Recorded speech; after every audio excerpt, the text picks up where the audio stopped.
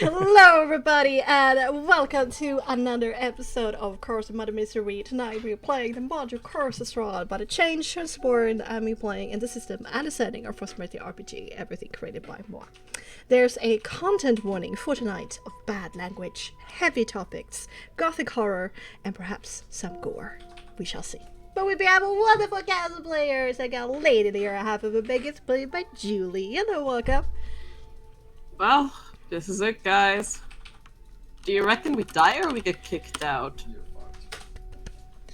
Well, I'm ready. It's usually more like play by Cookie. Hello, welcome. Hello. If I am fighting an illusionary undead, is it an illusion or an undead? Next set of standard Tiefling Bard, played by Adriano. Hello, I'm a little bit spent, guys. Better get your shit together. And Messy here he is, and the Dwarven Wizard, played by Bowie. Hello, welcome. Don't worry, I said we weren't gonna be hurt. We'll be fine. What happened last time, gang? Pain. Well, tell me about the pain. I want to know all the details about your pain. If we're gonna keep it short, we can just redirect. Okay, I'll do it. Wait, Are you sure here? Are you reading Yes. word for word? I will read it word for word, and I'll For be real, for in real. Okay. total CS mode if you'll let me. Alright, okay. Okay. You have the stage. Thank you. This is serious, Cookie. Okay. After Nyx makes his trademark twin guiding bolt attack, Joseph attends the Faber, doubled with two devastating attacks to Illyria and Conjure Volley on top of Team Talma. As Illyria loses consciousness, Joseph begins his tirade of hurtful statements toward Iris. Thankfully, Illyria is immediately healed, and as she stumbles up, Hamartia counterbanks them both into the face of Joseph. Nyx Jello Navarre brings up the halo in wings to spam Commander Joseph. Wow, you were salty, holy shit. Beyond Elia's fear in her hurt state, you believe this to be a good tactical move. But then you realize that when you venture too far from Iris, reality breaks down and you get a killer headache. Like having a really bad hangover or dying. And after a second, biting a mark from Iris' ex-ghost lover, it gets worse as Iris collapses, the distance for safety to Iris shrinks, and Soul suffers an aneurysm and dies. But don't worry, he'll be fine. It's but a stretch. Yes, nobody can Emotional. stop the 2BVG. Anyway, Hamartia and Elia head back to Nyx, and on the flight of stairs. For the next couple of turns, you deal P-shooter damage to his stun spam Joseph. Oh my god. You can at least try to be immersive. Who is also forced to apologize for his temper. You try to channel Iris' manic state into anger towards the Vox memo instead of breaking down into panic attacks. It may take longer than it should have, but you manage to whittle him down to single-digit health. I don't know what a health is, but and poetically, Iris is the one to finally finish the fight. As Joseph's form fades, he departs with a sentiment that he only wishes Iris to be happy. Afterwards, some of Iris' memories return to him like a crack of lightning. And as Iris marvels at his new discovery, we reintroduce ourselves and like, hey, I'm Hamartia, I'm Iris, nice to meet you, ta-ta-ta-ta-ta. Elia finally puts two and two together when Iris makes a double take at the name Furthermore. Finally. And Elia shares that her father used to teach magic to this wolf. Unfortunately, you also discover that there are still many things he can't remember. To recuperate on this battle, it's story time with Nyx. Ta-ta-ta-ta-ta-ta-ta. You continue to explore the mansion, taking to the western door on the second floor. A connecting hallway gives you the option of two doors. Choosing the southern one, you find a bedroom with two teddy bears sitting on the bed, hugging each other and giving off a warm red light. Your investment into Iris' stress levels yields fruit as he discovers a hidden room. In there's a crystal ball on top of an altar and a bookshelf filled with useless knickknacks. Iris sees a vision of a broken compass, giving off a green light. two teddy bears giving off a warm red light. A metal star box with a shining light of dark blue within, and a tiny figurine of a fox emitting a bright orange light. Then the vision changes to show the statue of a wizard with a shining staff. The light in the staff pulsates, and then the stone floor underneath the wizard falls away to reveal the beginning of a spiral staircase. You also find a tiny marble floor. Cue in Zelda found something sound. Picking up the teddy bears, the light goes zooming off to the garden. As you chase after it, running down the stairs, you agree that you need to prepare considering what happened last time. We almost died. There's the cutest moment between Nix and Lyria, where Nix casts Warding Bond on her. Oh, you're such a gentleman. In the meantime, Amatia and Lyria try to open the door and fail. Heading into the wide garden, you find a grand statue of Irius cleaned up and dressed in fineries, and around it the graves of the fallen. Typho appears and offers to help Irius to bury more friends because he is such a good friend. And now we're going to have some tea, and it's all going to be fine and dandy because he just we offered us some can fish talk kebab. this I love this out. ending. He gave us some Yeah, and then grill. we find the secret to insta kill Strahd and save Barovia, and then we all live happily ever after. Yeah. Yes, yeah, and that's- that was the summary, and I was serious, Bexxy! You can't take that away from me! I'm amazed, Cookie. The most I'm serious cookie amazed. I've ever heard. Applause. Good job. Good job, You were- Cookie. You were like Wow. oatmeal raisin cookie. Damn. Good job. I'm both amazed and a little bit disappointed. I mean, there was still some of Cookie in there. True, and well, you showcased my wonderful ability to write these days after 4 years of doing this. Jesus Christ. Okay, let's return to the moment, shall we?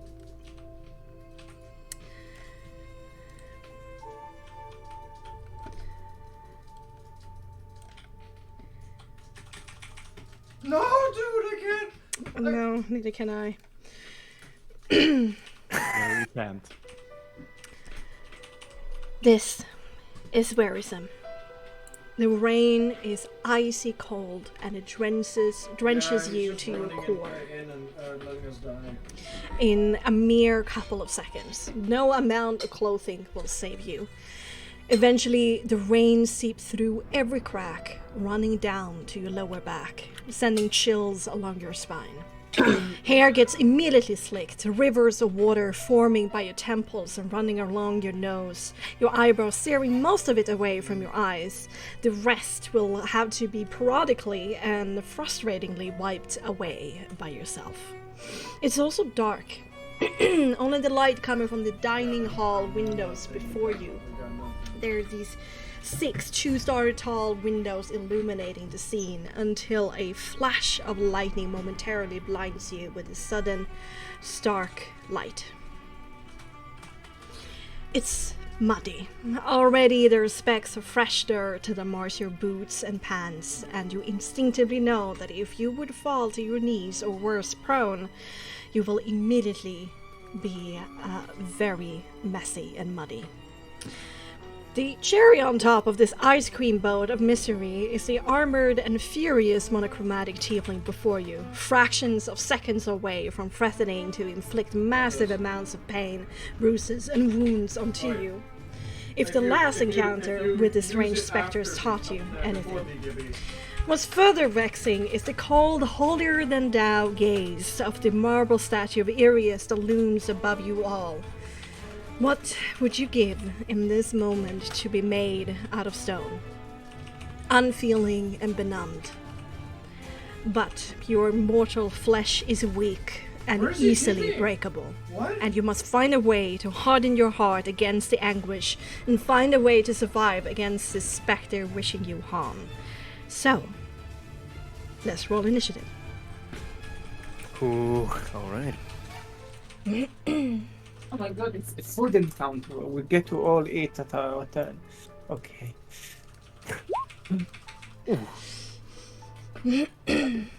That's There you not go. soul. He's I give dead. peace. Oh my Oh, god, what is Whoa, guys. happening? Whoa, What is whoa, happening? Whoa! What my the God, fuck? We are heckin' We want to ready. kill this fucker. Holy shit. Holy shit! I mean, Kaifor, I love you. It's because none of us played Kaifor or Bexxy did, so that's why we feel this way. Yeah. Oh my god, they get the guy for you bastard. Arius, you had a 21, damn. Oh, finally got good initiative. Holy shit. Holy shit, you guys. Next, I don't know why my token is not running, but it was a 22 for me. Yeah. Okay. Damn, you guys. Hey. Well, you were ready. Well, it makes sense. In a way. Wait. Do I have any bonuses? No. Well, then you all are before me. How does that make you feel, Bexy? Like you have a fighting chance. Okay. Nick is more dexterous than Arius. But actually, I don't know. It's like in terms of order, because we're the same. Oh, yeah. What is your dex mod? Dex? Nix's is +2. Arius? It should be. I'm just gonna double check, but I'm pretty sure it's +2 as well. Okay, well we can choose then. Yeah, +2. Yeah. Yeah. What do you want? I don't care. Go ahead. So tell me what you want. Guess since you're stand in front, it would that Nix would go first, unless you wanna. Fine, fair enough. Thematically, I guess Nix would see you a little bit earlier. Alright, then top of the round. Illyria, what do you want to do? Illyria is going to look at this and then use her action to say the words to activate her sword. Mm-hmm. And No. He's baiting. He's baiting right now. just actually wait, never mind. The other way around. Probably. Yeah. She's I killed gonna Io again. use her action to cast haste on herself. Alright, the normal way? Yeah, because she already used the other way. Alright, then make me a vibe check. You vibing with your souls now. I don't know. I never had a good track record with that. Oh, that's first When strike. your fuck. soul mark emits that shy golden light, but there's also some black smoke that is being emitted by it. Fuck you, I kill you with yourself! Oh god. Well, that's happening later. Let me check something.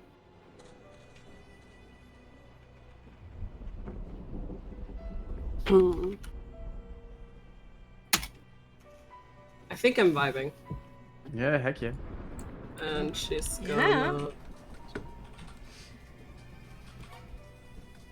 move on up behind him and try to get him with her regular rapier. Okay. Rapier attack! It's working out Rapier just attack! having him, like, I always just wall replica him now. Have him kill the IO immediately. Yeah, sure. We don't like people today. Get Sure. shreked. So we're adding like the full damage, is how we said we'd do it. Yeah, one random damage. and one full. So that's +8 +6. Mm-hmm. Did you see where he was TPing? Did you see where That's 15 damage. Okay. He is gonna look over his shoulder as his form gets stabbed, creating this tiny like hole where the rapier used to be that doesn't reform. And His eyes flare a dark red as flames will attempt to slick your feet. Hellish rebuke. Woo! Give me a dex save. Ooh. 1 sec. Nice.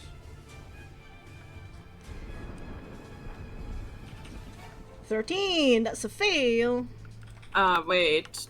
Isn't it like... Do I get something because I'm hasted? You get, I think you do. You get Yeah, don't a you? I get advantage advantage, or Yeah, it's one of One the. moment, please. Yeah, advantage on Advantage. dex saves. Yeah. Yeah. So, 27, does that make it? Yeah, that does make it fine. But you still take 8 points of fire damage. Okay. reduced to 4. Oh yeah, Nick takes 4. Oh shit, this might be game. None of us have buyback. And then I'm gonna... Mm-hmm. You're alive. I'm gonna use Indomitable. Yes, I just bought the Crimson Guard. Or can I use that on Resolve? Is it a Resolve save for concentration? The concentration checks. Yeah. Oh, yeah, that's a resolve saving throw. So, yeah, you're able to use Indomitable and a reroll, if you. want to. Bexxy, just as a Yeah. reminder, with 4 stress, everybody Okay. takes half. Oh yeah, everybody. So it's 2 damage. The flames are smaller than you thought it would be. They're going for finish. Oh, okay. We're Quarter fine. damage. Yay. My haste is still up as well. We're Yes, indeed. Okay. Alright, There, is that your and turn? was just the game. Honestly, good. That is my turn. All right, I got caught. Cookie. No. Sorry, Hamartia. What? I got caught What? up so bad. I just What do you mean, really needed Hamartia? the farm. Is it Hamartia there? Oh, how much? we No, don't she's see not. the, We don't see her it on the the list. Oh, yeah, because it's the wrong First time I crossed the token. Ay. 22 for Hamartia, right? 22, yes. Time for the gremlin to go. Command easy. There we go. Who, Keith? Fee Yeah, fixed mutant. it. Yaniv. I'm not muted, you're muted. Honestly. Yeah, I just double mute. Okay, my apologies. Family came inside muted. Anyway, so Hamadia will call on 2 gay friends known as Das and Dawn. Oh. And they will get at each of his sides. What? So like When he's running this. in and on So that's top, one burb. It needs to be bigger. It's a big burb. And He's that's doing a run build. second burb. You know. Don't.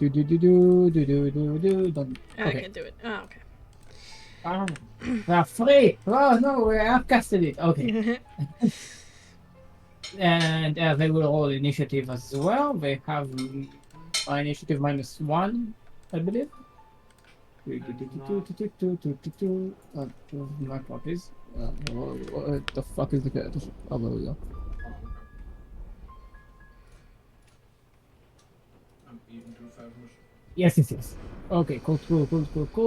So they'll roll initiative as well. Fucking Yeah. Thompson build No, we have a +3 to that. So is fine. not Thompson. And they got a Every- 13. So they'll move at 13.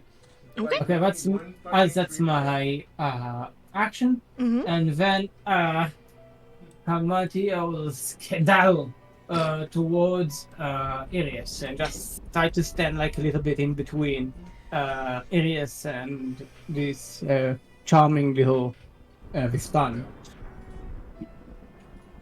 Okay, and that's my turn. Okay. The next. Nyx will make a flourish to strike a pose of confidence, like, we took one down, we can take the other one down, as he does a protective bump for even the burbs. So everyone gets 10 temporary hit points and can move half their movement speed right now. As Nyx dashes runs, uses movement, to the statue. And as he puts his hand on the statue, he's gonna look towards Kythor, the monochromatic tiefling here. And as for his action, he's gonna put 2 fingers to his forehead and close his eyes. And then as he opens his eyes, the third eye opens, and he says, "Hey, God, I hope this works." And he will use his Vistani curse to cast Hold Person. Ooh. Is it Curses. a curse of Mother Misery? It's Curse of Holy Persony. Is it resolve or compulsion? Second strongest. Hold Person? Yeah, 1 second. I think it's resolve, right? It is a resolve saving throw. Yes. Basically. DC 16. 18. Oh. His eyes again shine that warm light as his aura of protection activates, and he's just too paladin. As that happens, so this is the first time anyone's ever failed this for Nyx. So based off of the wording, the eye almost starts to cry. No, it does. It starts to cry blood down the middle of his nose as his eyes turn a very voidy, murky black as Nyx goes blind. But Oh yeah. Oh. Yeah. not for long. But he goes blind, and because he put his hand on the statue, he can feel his way and get to the end here and realize that just in case. Jeez. So Nyx does that, and it clenches his eyes as he tries to rub this murky, bloody ink out of his eyes, and the evil eye closes. That's his turn. Damn. All right. Okay. Then Arius. Arius is going to move slightly down here to get a different angle. He's gonna look towards Kyfer, and with a saddened voice and with the nasty words he was met with earlier, he's going to look towards him and say, It's only 10 more days. No, 11. I wish I remembered what I did to you. But today I don't. Unfortunately for you, these people have done everything to try and save me. And therefore, I feel like I owe them a little bit in return. And as he says return, he has his hands claps, and they open up, and an arcing lightning bolt strikes between them, and it sort of dances around.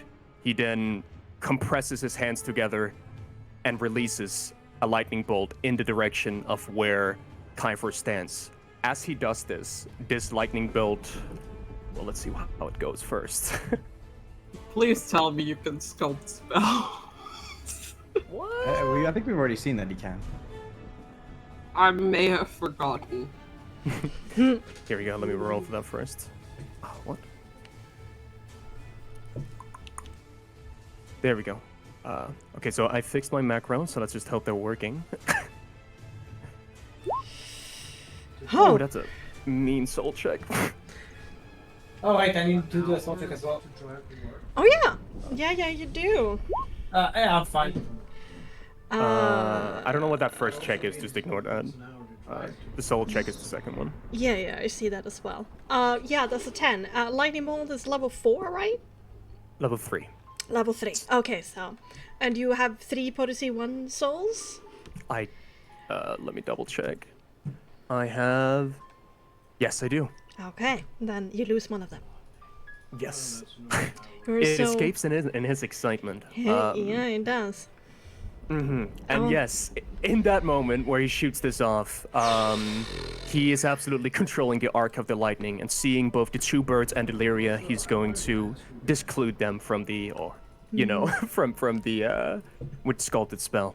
and just how a lightning bolt has these jagged edges. It kind of creates these 45 degrees angles around the birds and Lyria, and there's the loudest crack, another flash where everything is stark white for a moment, and we shall see if Kythor is able to dodge out of the way or not. 19! He does. So that would be... 15 points of lightning. Well, not entirely. The last thing that Arius is gonna do is he's gonna use his Elemental Adept to re-roll the nat 1 in that 30. Hey! Okay. So See if it does a little bit more. Nope. Exactly 15. Wow. Not today. It's getting He used to it, a little brings rusty. up his Argent Purifier shield and kind of braces with it, but some of the lightning kind of arcs past it, and with the help of his metal armor kind of guides it into Kythor's ghostly flesh, and he grits his teeth. Yeah, Arius is just gonna, under his breath, damn it. And kind of noticing what Hamathir was going for earlier, he's just gonna go back to position. And that's the end of his turn. Sorry isn't good enough! Make me a stress check. 18, okay. All right. Okay, that's All fine. right. Holding. Holding. Hold. You heal 1 stress. Actually, Oh. with an 18. 19 heal. Wow, okay, perfect. Damn. Okay.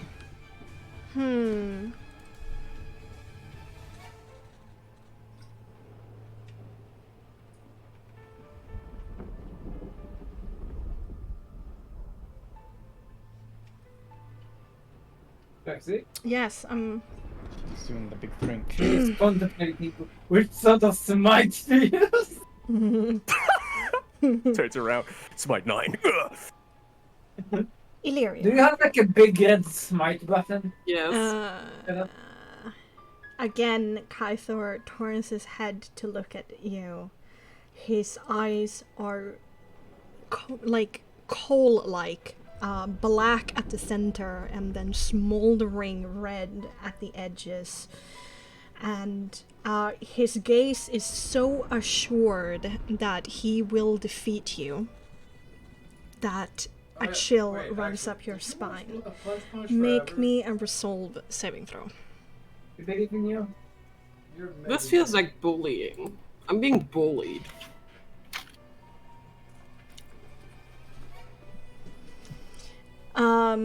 Yeah. You are frightened of Kythor. Okay. As his mental of power is activated. Oh, fuck. And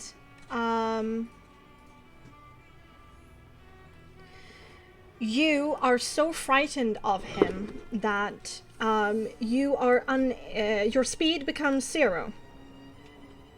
And unless you are 6 meters away from him, you cannot do a save against this frightened effect. Yes, you know. Thanks! Oh, okay. 1 second. There you go. Run now, Huey. Run past the camera. Thank you. Is he nude? Not completely. To Twitch standards, he is. Then he is going to. Well, shit, Bexxy getting banned.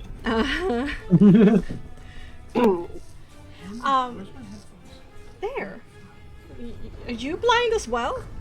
Here's in my eyes. Yeah. He's going to use his Initiative War, and as a bonus action, he's going to make an attack. Let's go for. These birds are pesky. Let's go for Dusk. Hey, what did Dusk do? It existed. Yeah. Yeah. Fine Always job. hated Dusk. Hey! That's hey, a critical 20. that misses. And Kai. Okay, I'm going to spend a smite.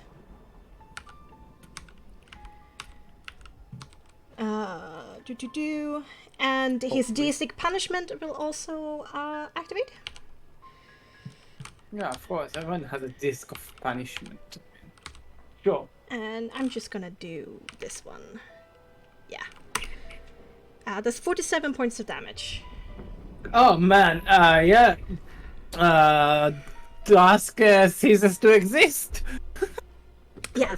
So this is what happens after like freezing Illyria in space. You're a deer in headlights, just seeing the supreme confidence of Kythor and the fury just smoldering underneath the surface. He turns around and raises his mace, and as he impacts into the bird, there's a second impact as the mace is still in contact, so there is a dull thud and the sound of bird bones cracking. Then there is a second, more thunderous sound as the whole bird just turns into feather and smoke. And he turns around to all of you, giving you a gaze, says, "You're next." Okay. Dawn. Okay, and Dawn will be filled with a murderous rage, seeing his brother Dusk be felled in one blow. It will give him... he's scared shitless, but he must obey my command, so he's gonna attack the shit out of him. One beak incoming! Okay. Wait, I fucked up the text. My apologies. Okay, where we go? No, but it just D20, no, that's not a roll. That's 5. There we go. One, not 20 on the beak! Let's go! Why can't you only attack him with nat 20s?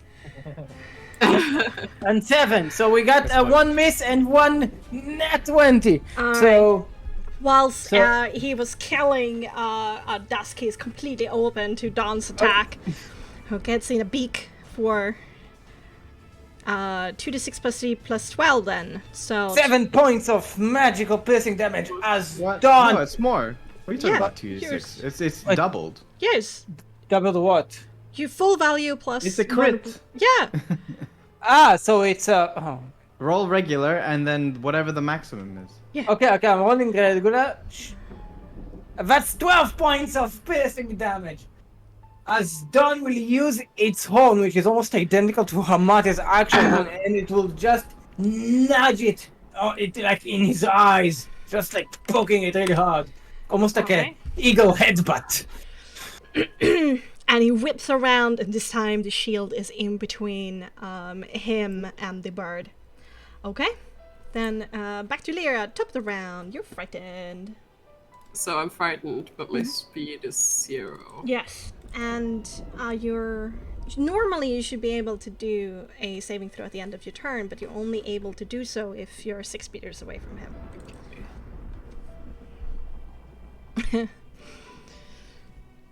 You can still attack, right? Yes, but at disadvantage. At disadvantage, sure. Okay, well, I'm going to attack him at disadvantage. Mm-hmm.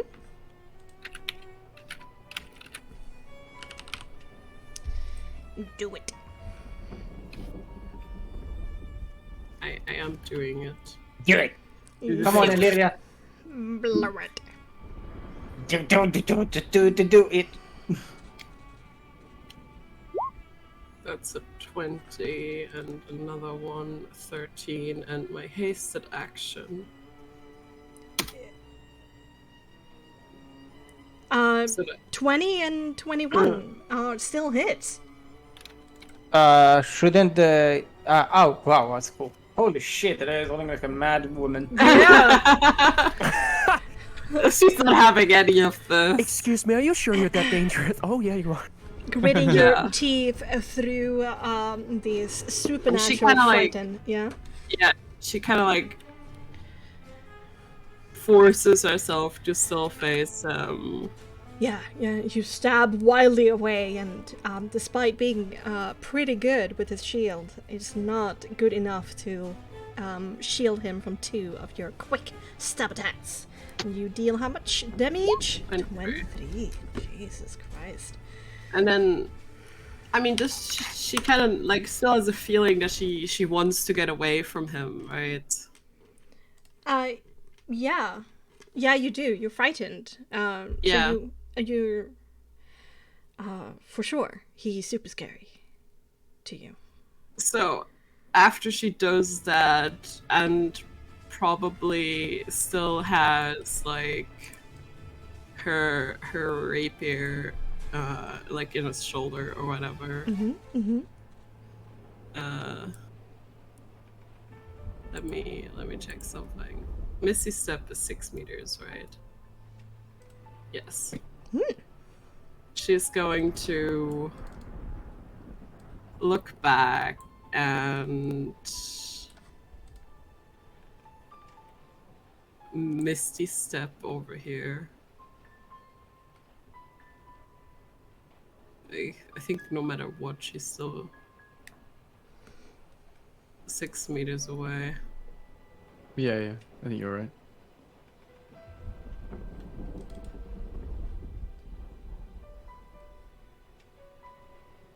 But I mean, can you see past here? No, there's just a black abyss out there. You can, if you want to go further away than what is shown on the map.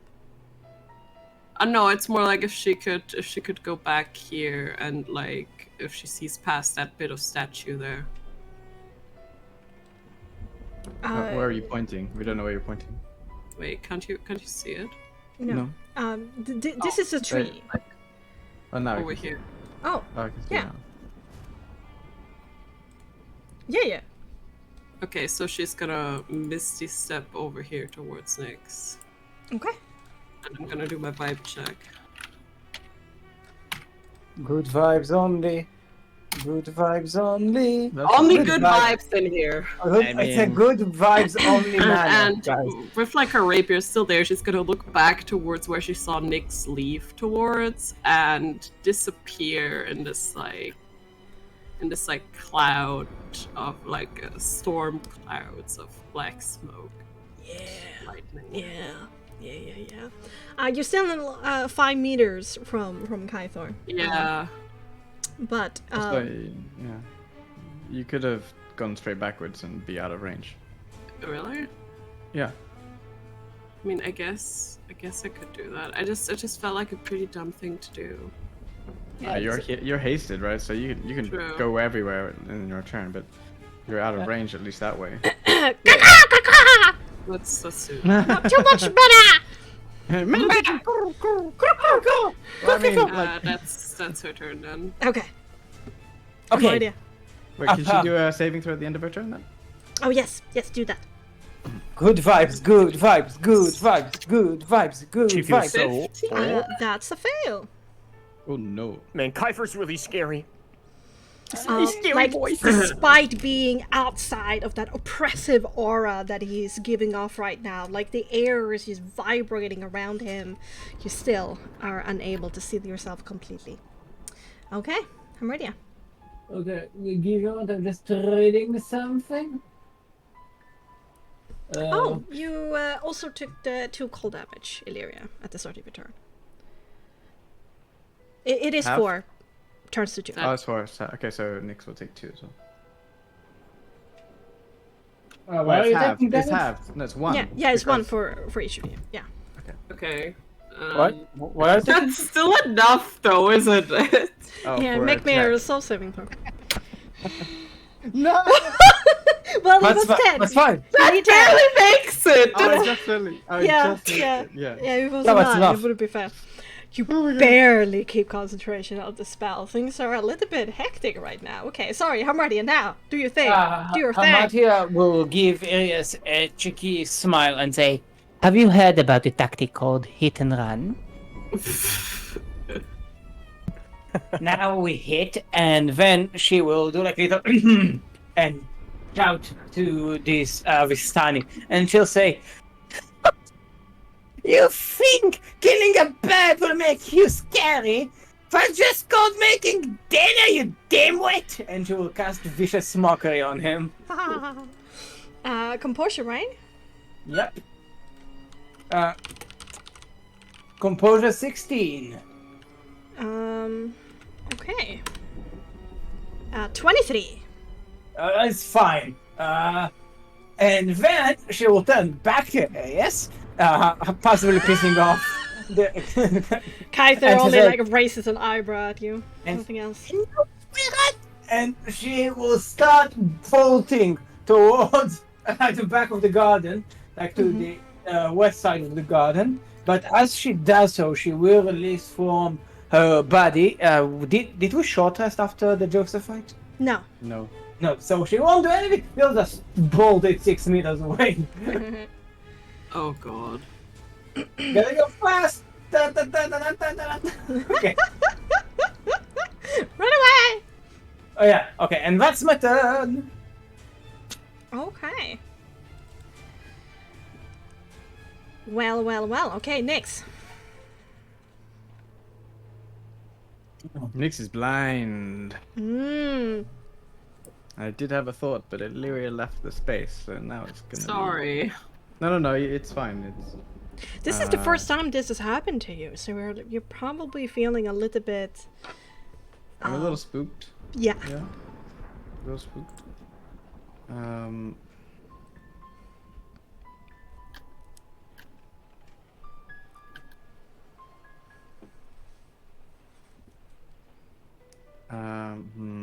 I guess as he's like, as the first thing that happens to him.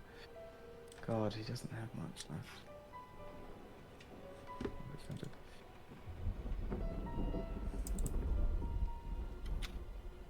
As the first step, he'll use his bonus action just as he's standing there with his eyes closed, rubbing his eyes. He's gonna probably feel like his inner power, and he will convert a spell slot into sorcery points. Oh.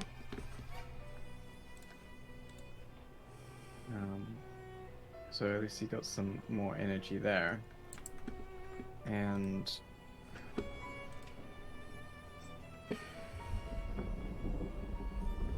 What can you do? You can't really do anything.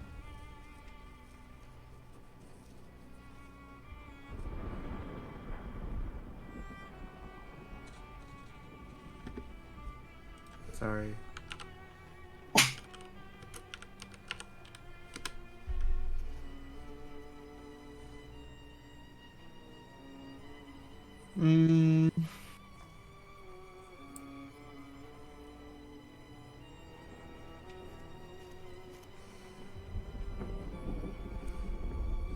I guess I don't know. Wait, hold on. I just need to check one thing on the wiki. Whether or not I have to see to be able to do that. Oh, complicated turn coming up, eh?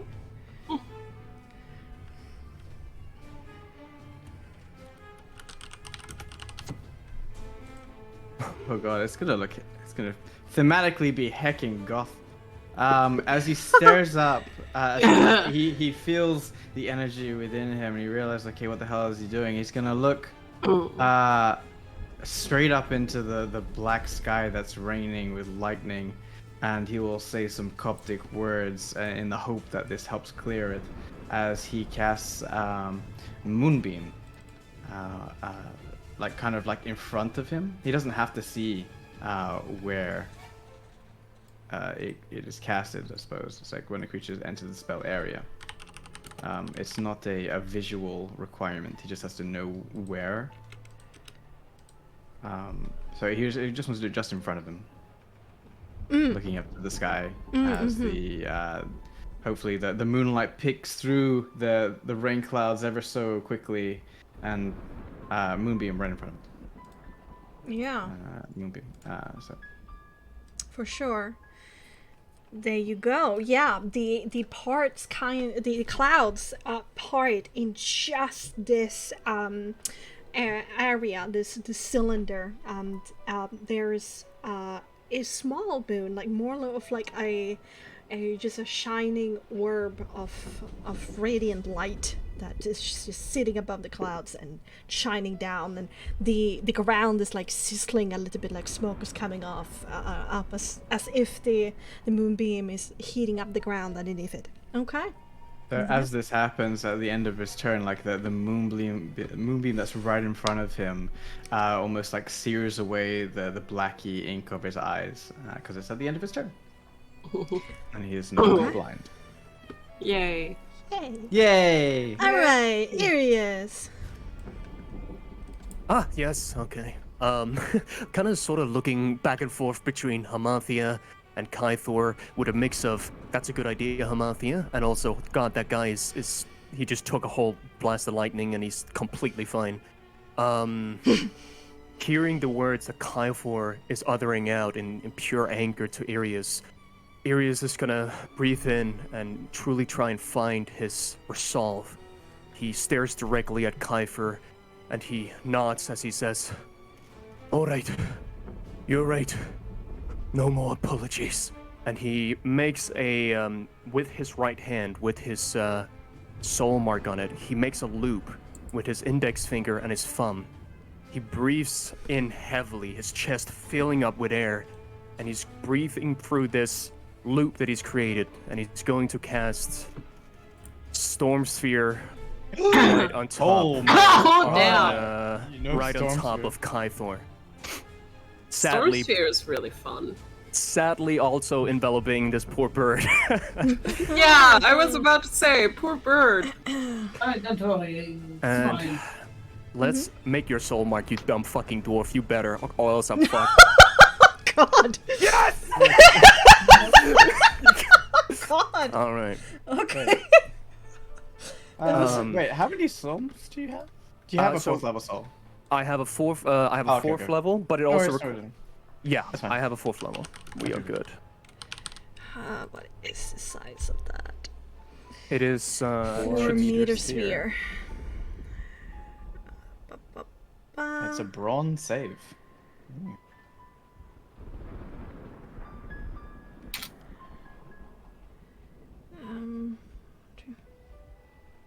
Just like that? Is it? Or is that too large? It's Let's 4 check. meter sphere, so 4 it's- meters. Yeah, that's about right. That's about right. Yeah. Yeah. Well, I mean, you can place it like this if you want to.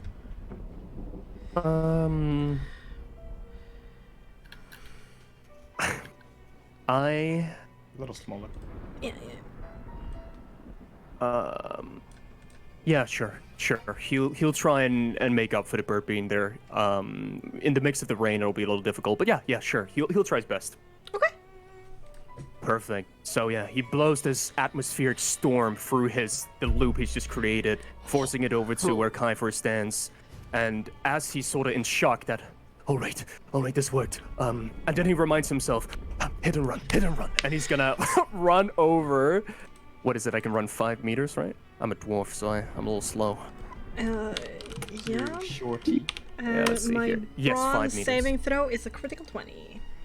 All right, that's half. A creature in the sphere, when it appears, or then ends his turn, or takes 7 force damage. So I take 3. Okay. So he's gonna run over to Hamathia, and he's going to say, so sorry about the bird, and he's going to, sorry about the bird, but look at this, and he's gonna snap his fingers, and he's gonna use his bonus action to cast a bolt of lightning through the storm sphere on top of Kythor. I don't know if he can Nice. aim it in a way where it doesn't hit the bird, but if he can't, he's gotta hit the bird. You hear Matia murmur like, "Oh, it's fine. He's not a real bird." Casting Storm Sphere? Sad bird noises. Do you have an ability to be able to cast something as a bonus action? Because Storm Sphere casting it is an action. Yes, the Storm Yes. Sphere Lightning Bolt is a bonus action. It's this one. Oh, yeah. And then as a bonus action, you can. Right. Yes. But it is an yes. attack. It's a ranged attack. So Yes. Make a if ranged 13 spell hits, attack. that's right there. No. He braces for impact as this whole area is just engulfed from like a little like concentrated ball of energy, just crackles lightning all around it in a big sphere.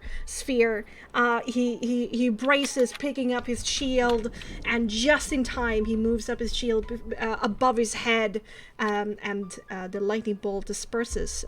But do I take half damage? No, I don't. There's no damage at all. Yeah, you avoid that. Okay. Oh, Alright. wait. I don't know if 15 hits, because since he's inside the sphere, it's with advantage. But I don't know if 15 hits instead of 13. No, it does not. Okay. That's it. Okay. Alright.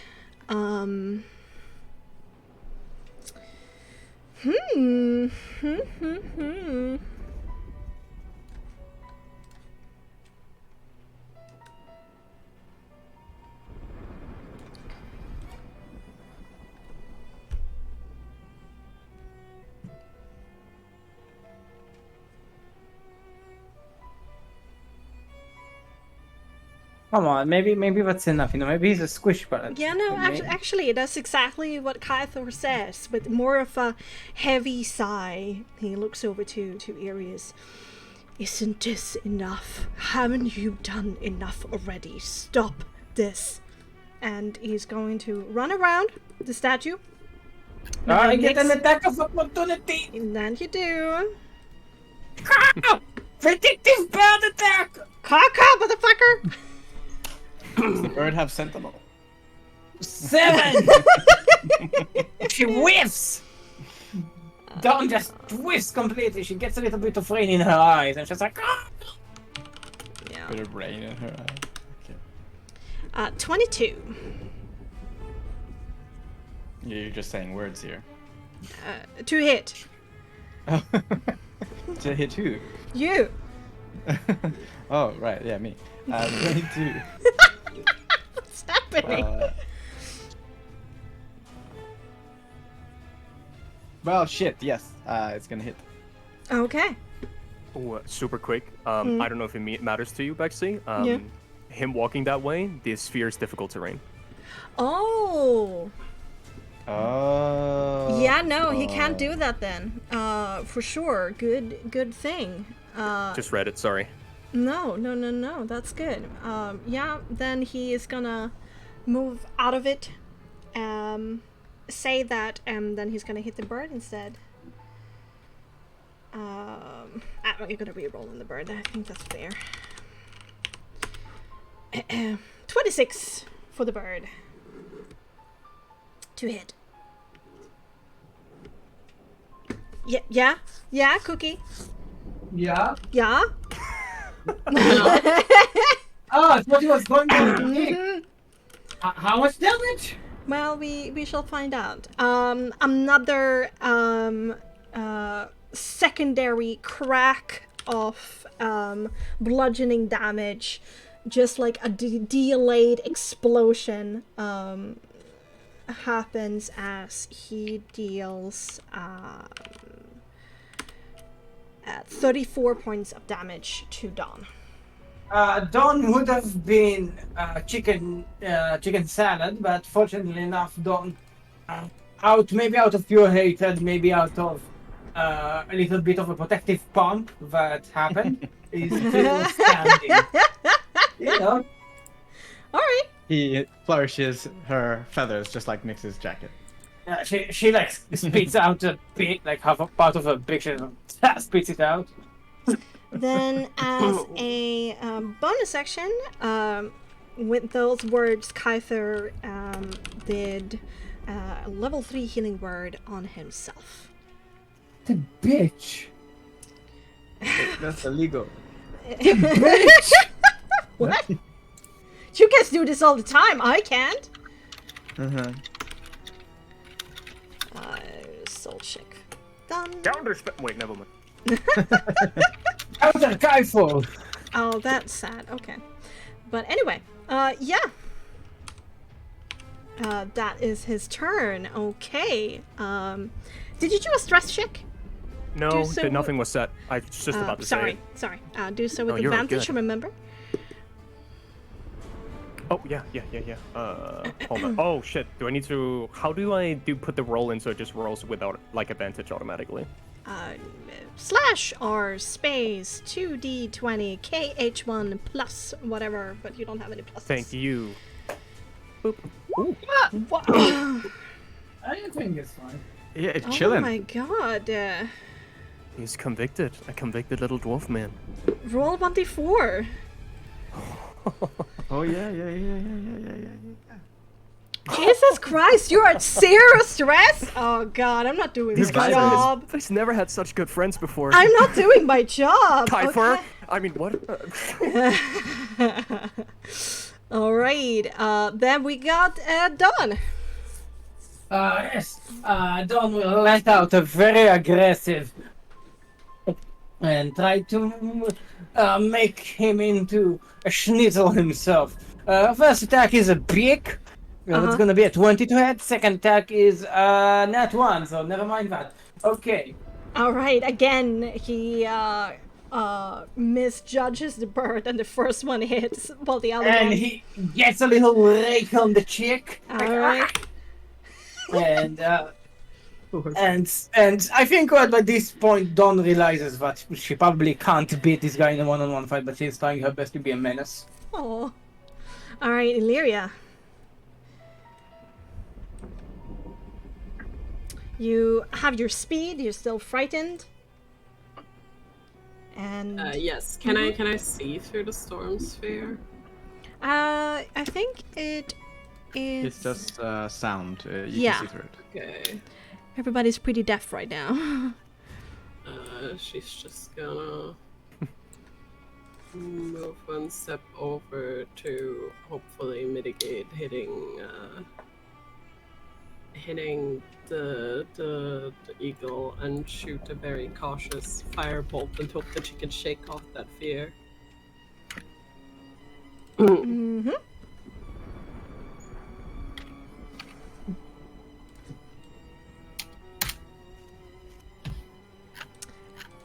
No. No, sadly not. As the a lightning bolt flashes inside of the storm sphere, it guides your firebolt in the wrong direction. Okay. And then that's gonna be the end of my turn. 19! You do finally steal your mind, so you're not affected by the frightened anymore. There we go! Yeah. You did the thing. Okay, then Oh Amalia. yeah. Marta, yes, I need to check some math sheet. Give me a moment. I need to check a math sheet. I need to check the Frostmark wiki. Give me a moment. The great Frostmark wiki. It's great Made, that the wiki is being so chilled today. made by the great Adrian And Hemo. Hemo's been doing. and Hemo, my apologies. Moderator extraordinaire. Okay,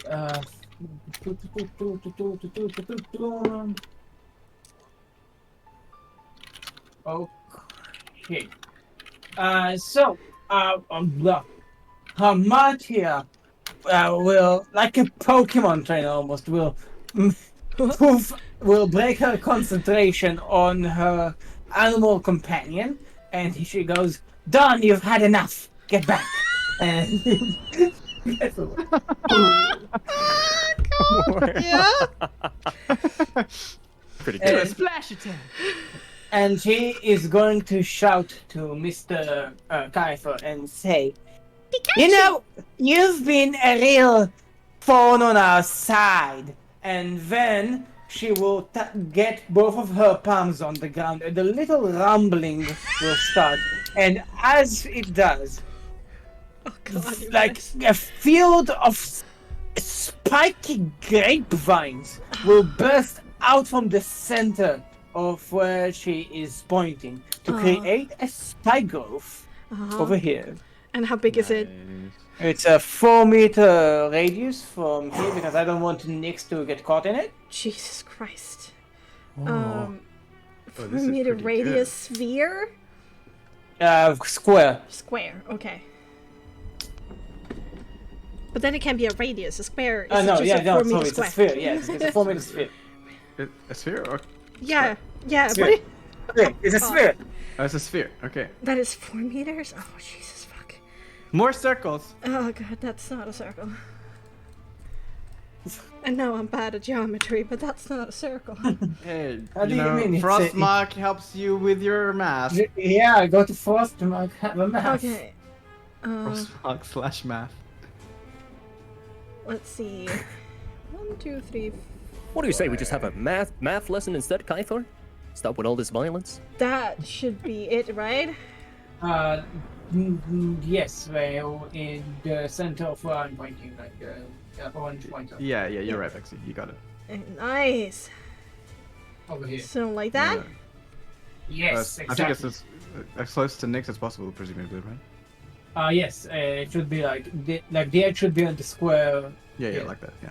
Yes, exactly. That way. Perfect. I did a thing. Amatia will give Kaifer a wink and then a middle finger. And then we'll continue to skedaddle out of the way. So, over here. Oh. Okay. Did you do your vibe check? I did not, but yes, I did, and I do have vibes. Oh no! No shit! I'm running everything every moment. I'm serious. I can vibe it. Yeah. Okay, and my soul check is good as well. Nice. Great. Okay. Just note. Okay. Okay. Next, your turn. Okay, as I see the shadowy Kythor standing there and seeing the spike growth come up, I see Hamatia across the way and I give her a wink as he uses his action to move the moonbeam over Kythor. Oh. Uh, Oh my God! yeah. Jesus Christ. Yeah. Yes, looking at the text of it, it's when a creature enters the spell for the first time or starts its turn there, so he doesn't take damage right now. I can roll it now if you want, just because he's gonna take that damage regardless. But Sure. okay, here's the damage. So it's a vitality save. Mm-hmm. Vitality.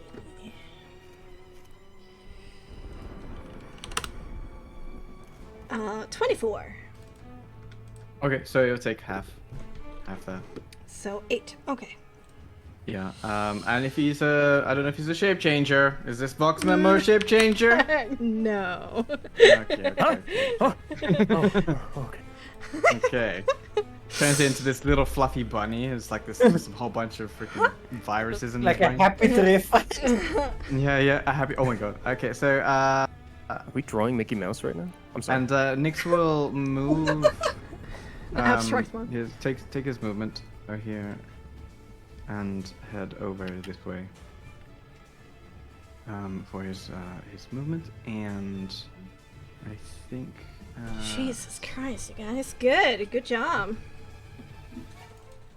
As a bonus action, he will look over to Illyrius, who's coming that way, and also a wink to Illyria and give her finger guns and say, "Now's your time," and give her inspiration. Aww. Aww. Okay, here he is. Wow, so much going on. Moonbeams, storm spheres, red circles. Alright, he, yeah, feeling confident as ever. Stealing his resolve, he's going to, raise his hand and, good old reliable. 2 force blasts. Right to Kyther. Get the pew. Pew pew. Here we go. Pew pew. Oh my god, what is happening? What's happening? Max damage. Jesus Christ.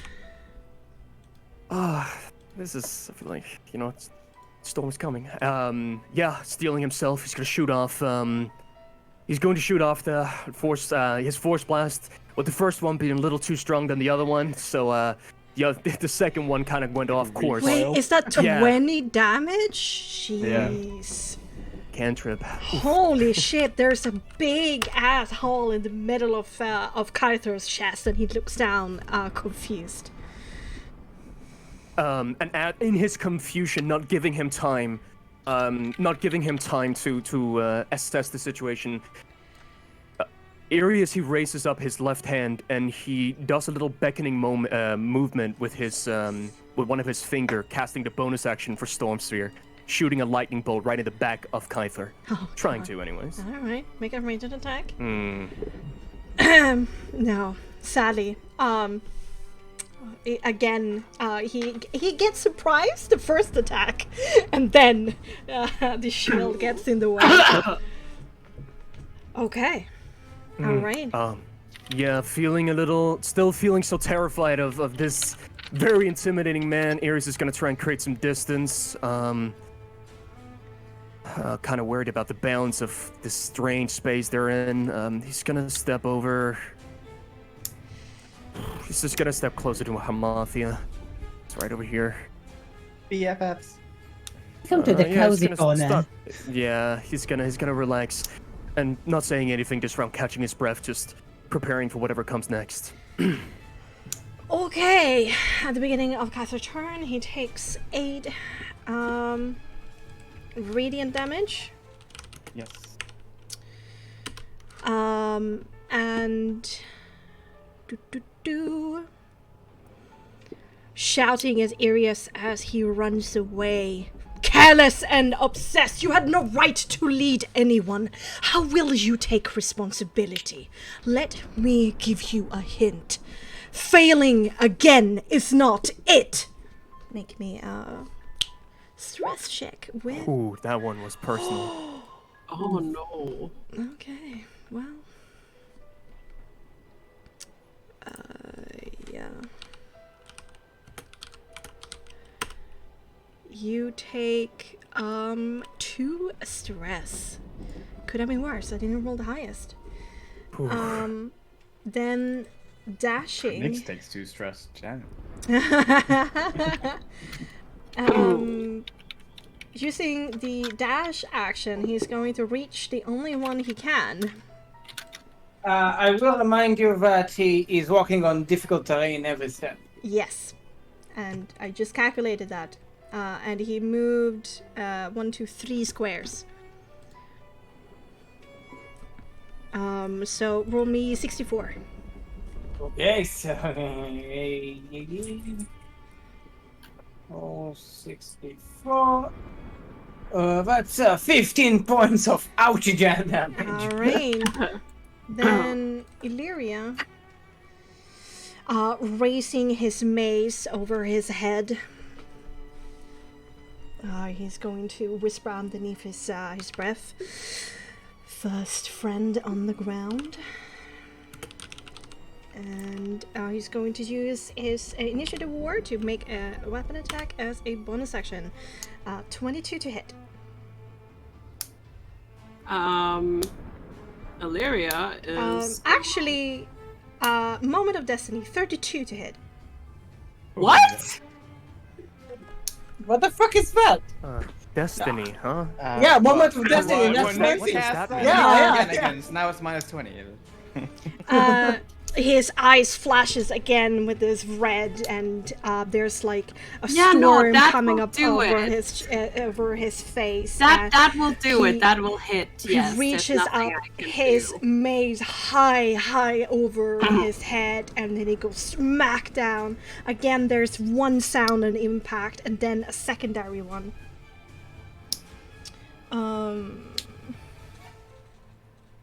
You're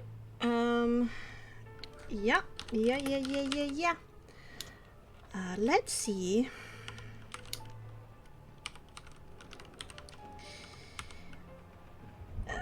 You take 44 points of damage. In total, does Nyx get half of that? Yes. So 22 to you and 22 to Nyx. Is it half because of stress as well?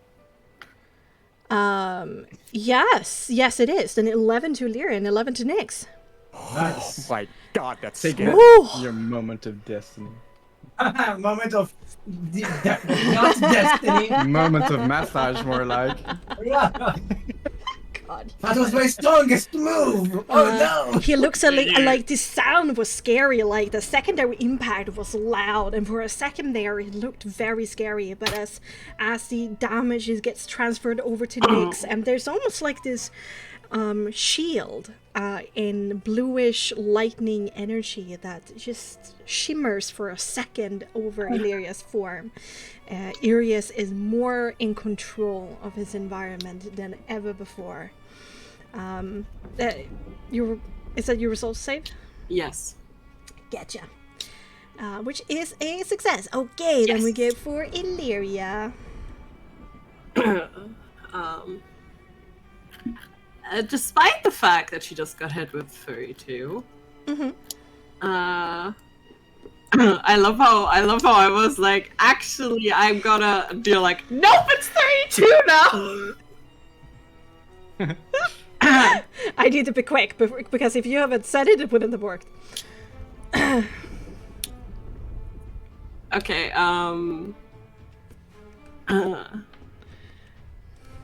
She's gonna look at him and is gonna say, "You're gonna have to try harder than that." Oh! Nyx is like, no. Snapping in the background.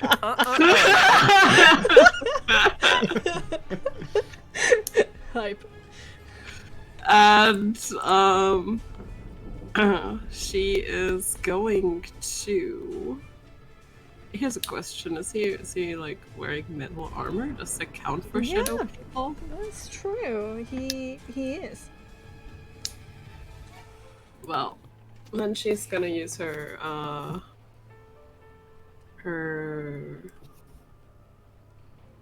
she's currently she's gonna use her Combo? what? Combo attack? Yes, she's gonna use her martial arcanist. Ooh. He said combo. So that's 1, 2, and the shocking grasp, which has advantage, and then a regular one. You have inspiration, remember? Just saying. 17, 13, I 18? can use the inspiration on the 17. Do they hit? Well, I mean, you have to do it. Yeah. Yeah, I cannot say anything, right? It's before it's determined. Yikes. I don't know about if inspiration works in this. Oh no, yeah, 1d6 it's a for attack roll? 1d6. Yeah, it's but not re-rolling is it like before I know if it hits or not? Yes, Yes, before. but I haven't said anything. Okay, then I'm gonna use it on the 17 because I have a feeling he's gonna be tankier than that. Okay.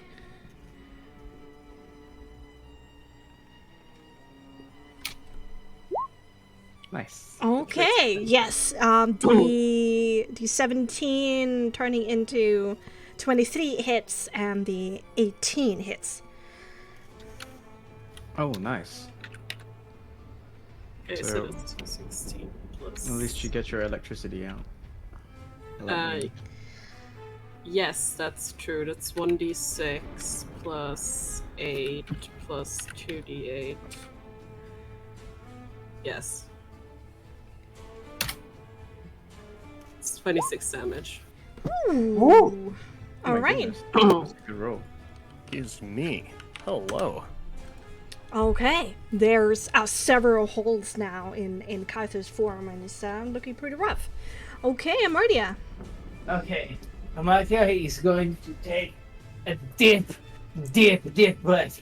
Yeah, you get this. And she will turn around and see what's going on. She says, hey, What's going on? Yeah. And then she's going to say, oh, this is a tough nut to crack, but maybe it's time for a nutcracker.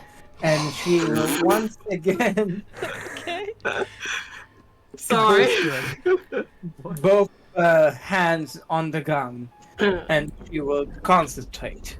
And the earth under Kaifa will begin to rumble once more.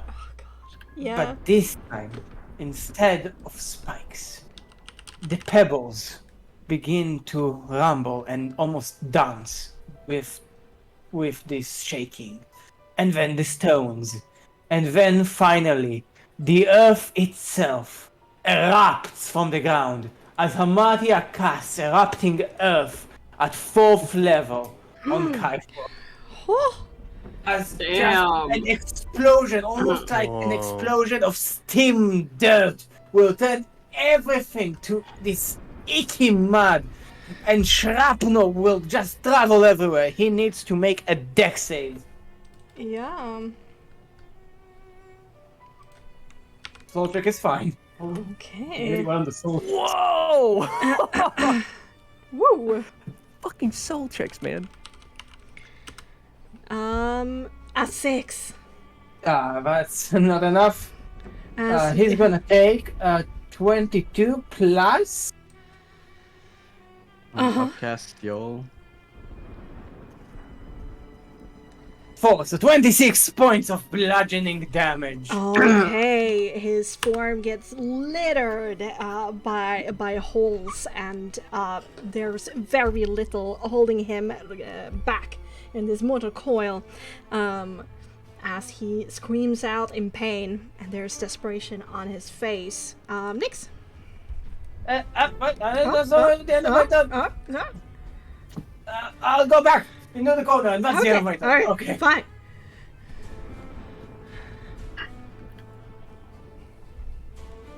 Nix. Wait, I thought you said that wasn't the end of your turn. No, Yeah, he I just took a step moved. back, and that Yeah. was the end of my turn. Okay. Out of line of sight at all. So the red circle is no longer there? Oh, because it's not concentration. It's not concentration, it's just a nuke. Yeah. Yeah, It's just a nuke. yeah. The ground is difficult terrain until cleared. Open Hamathia.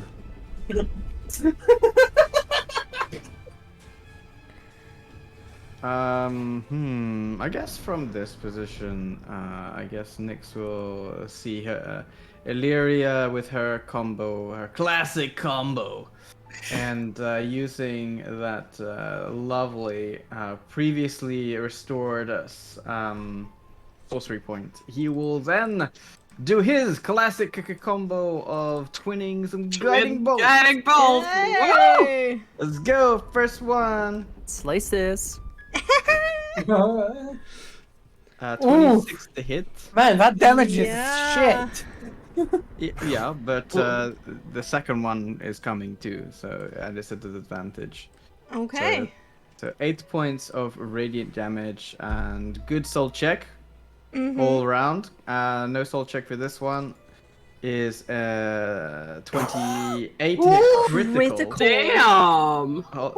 Holy shit! So it's 12 plus 24, so 36 damage.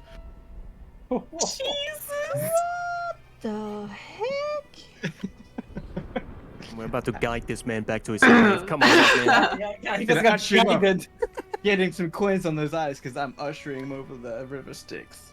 Yeah, okay. No, I don't get to do it. I see. All right. You counter Kythor very well. But okay, so the first one hits is a grazing shot. It is still enough to bring Kythor back to, like, down on his knees. And it looks like his form is about to fade and disappear. Then his the fire in his eyes reignites and his death ward activates and he goes back to 1 HP. But then, the second attack.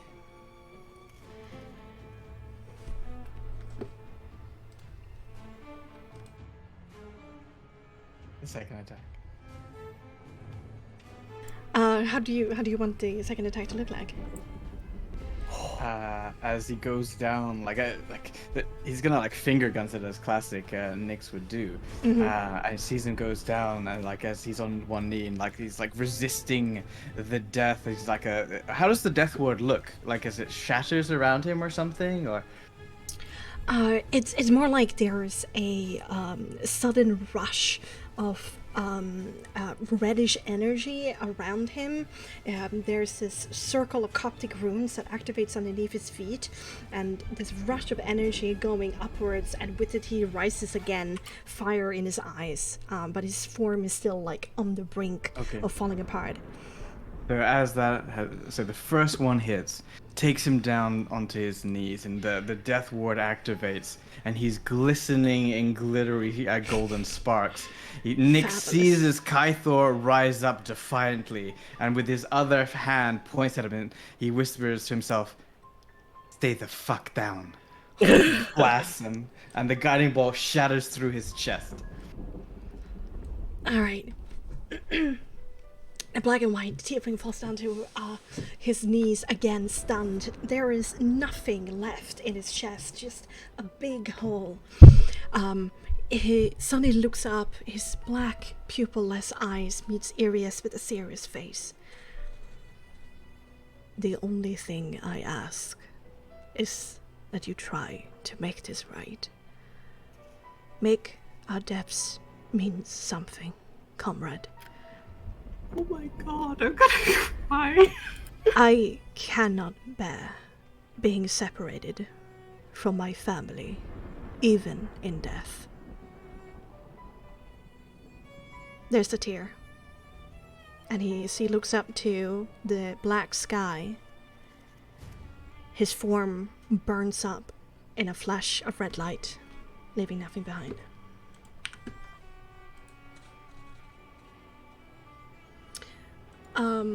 Kyther was not as kind there at the end. Irius does a stress check.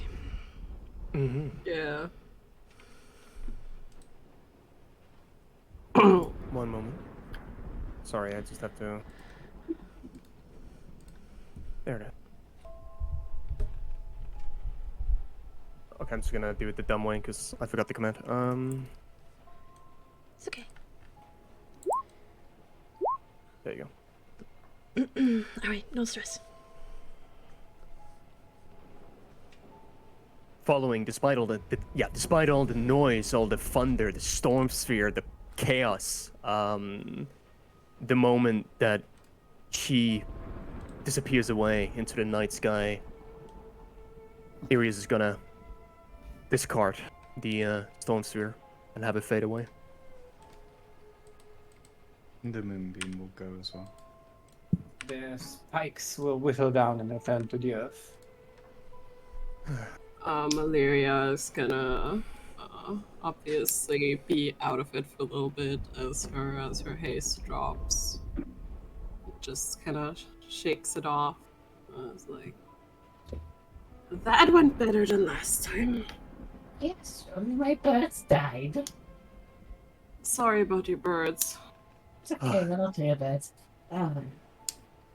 Right, not real birds. That feels strangely sad. Never feels good to do this to people I supposedly know. Irius, as you say that, another crack of lightning in your head. And suddenly, your mind is filled with information. You know the fundamentals about relationships and your career. Joseph. Oh no. You all hear him say that and sort of stumble the last part of his word when he goes, no, and he stops. His eyes widen, something clearly changed. Immediately, Arias begins bolting to the door behind him, running inside. Not saying a word, just breathing heavy, mumbling beneath his breath. He runs inside. Iris, what's going on? Yes, like Nix and Illyria like look at each other for a fraction of a second, and imagine we both chase after him. Yeah, absolutely. Can't catch a break. You'll definitely catch up to him easily. He's He's a slow man. But he's running He's got inside. short legs. Oh, he got them short legs. Come on. Well, no. And he runs and he keeps running, keeps going, not listening to anybody. Well, Yes. inside. One moment. I need the door, the bedroom. He sees the connector here. He turns around, he looks to you, Hamathia. The bedroom. Where we found Joseph, the bedroom. Where is it? Joseph, it's over. I'm not good with I places. think it was over on the other side upstairs, something like that, right? Right. He immediately goes to the door. Tests it. Is it open? Or is it unlocked, sorry? I muted it. It's open. You open it. Opens it. Runs through immediately. Ignores anything that's out here. Doesn't stop. The other side. Joseph, come on. He opens up the next door.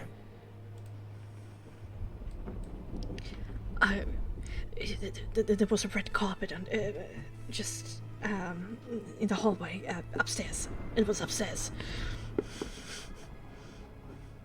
Let's see. Door's closed. Gonna run in. Oh. He comes in. He's in the hallway frantically, looking left and right, trying to figure out. I don't think we're upstairs.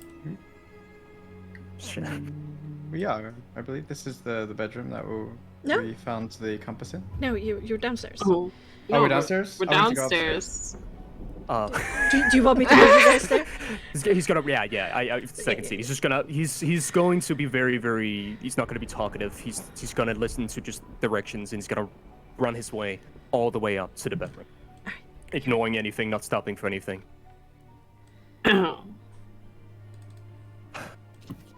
As he makes his way into the bedroom, all of you keeping up very easily.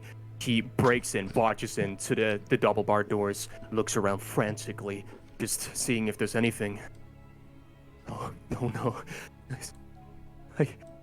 Well, it was Joseph. That was Joseph. He was in here. It's our room. We lived here together. He looks towards you, Nix, if you followed him, if you're in the room with him. Yeah, we were chasing after you. Yeah. Yes. He looks towards you. Did we killed Joseph? Did I kill Joseph? It did not look like any person. It looked more like some form of specter, some sort of Iris, remnant. from what Kyther said,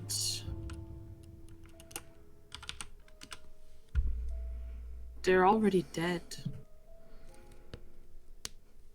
1 moment. There's something in chat that needed my attention. Well, that statement is Smiley face. Whatever. Alright, fine for now. Fine for now. Hold. What sort of hell is this? They can't be dead. I was there. They were my companions. Kaifor. I remember Kaifor. I remember Joseph. I remember.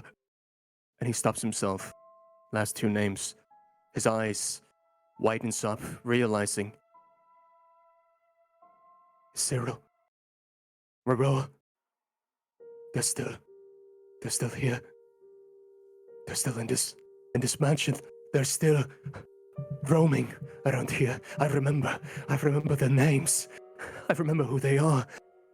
I remember who we were. In this strange, chaotic mumble of words, When he says, I remember who we were, he runs his hands over himself. There's this strange realization.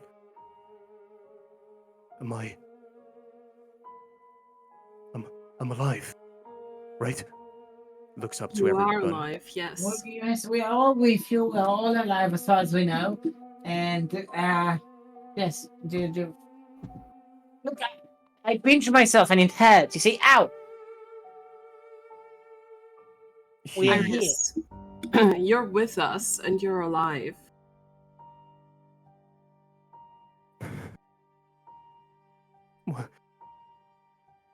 This has all been quick, concise. It's been strange.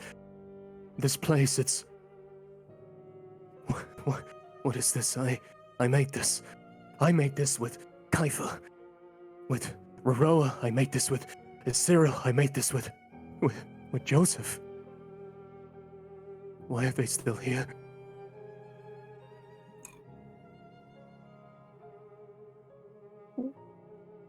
Do you not remember where we were just a minute ago? We are still wet from outside. There were headstones. I don't know exactly what happened with your previous family, but safe to say that they are unfortunately not here any longer. But you are, and so far you're safe.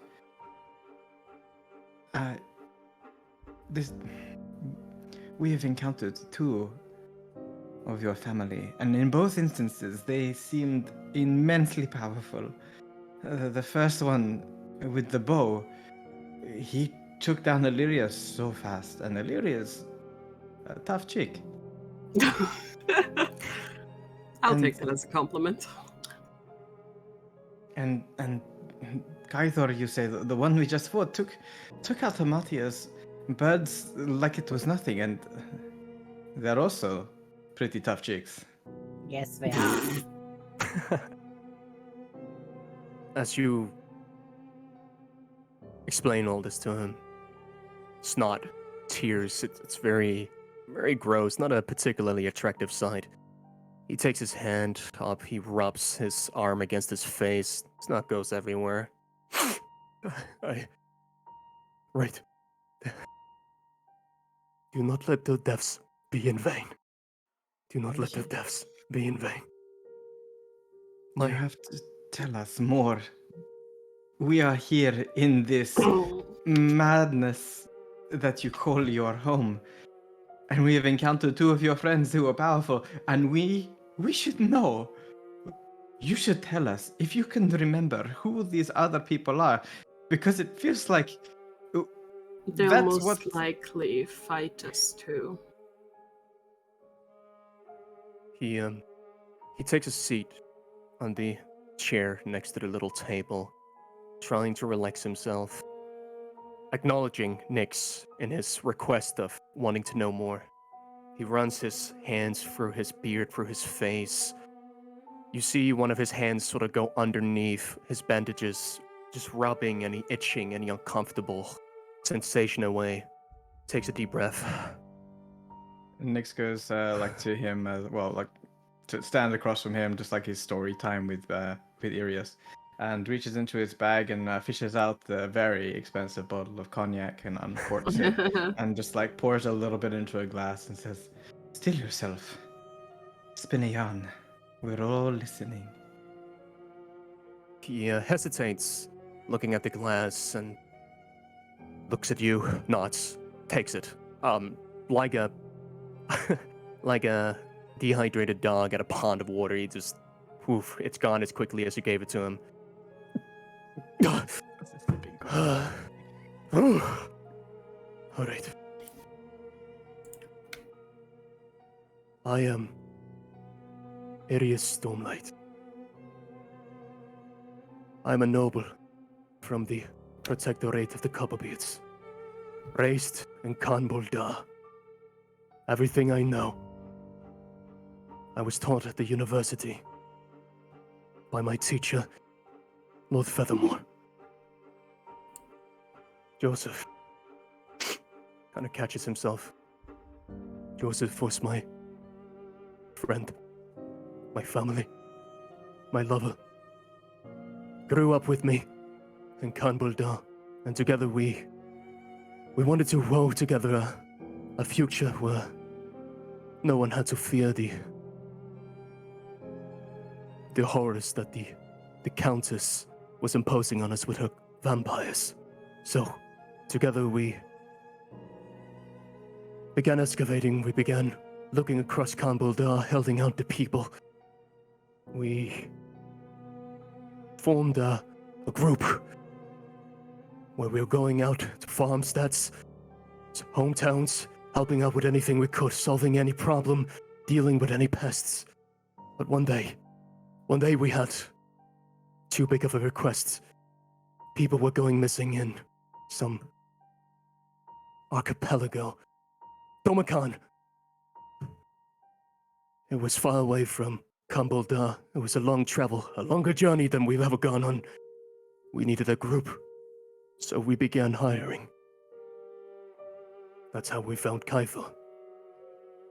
Kaifor, proud member, a father of the Ardent Purifiers.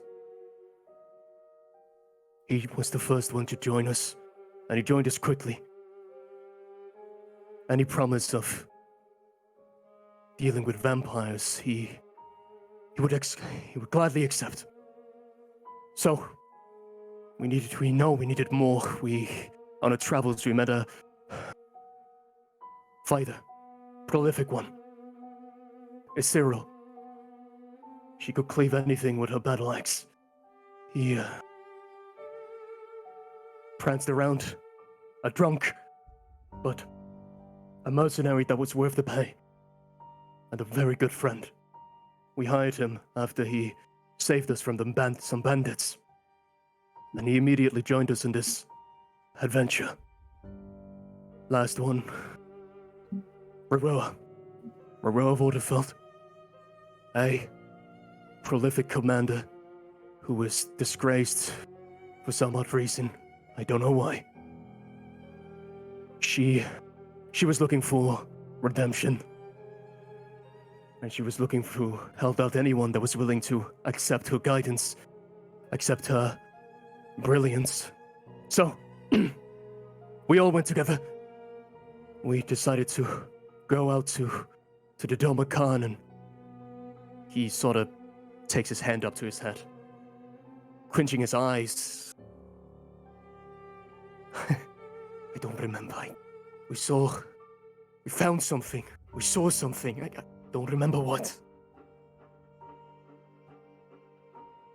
But that right there, that's how we got here. That must be how we got here. I just don't remember why. We got here somehow. We always traveled together. We always stuck together. Our bond was unlike no other. We dealt with everything that was thrown towards us. Werewolves? Vampires? Nothing could rival us. So, how did we die? How did they die? I don't know.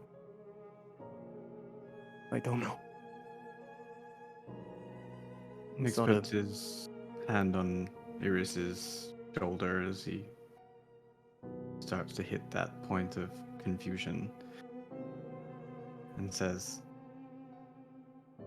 but we will discover that together.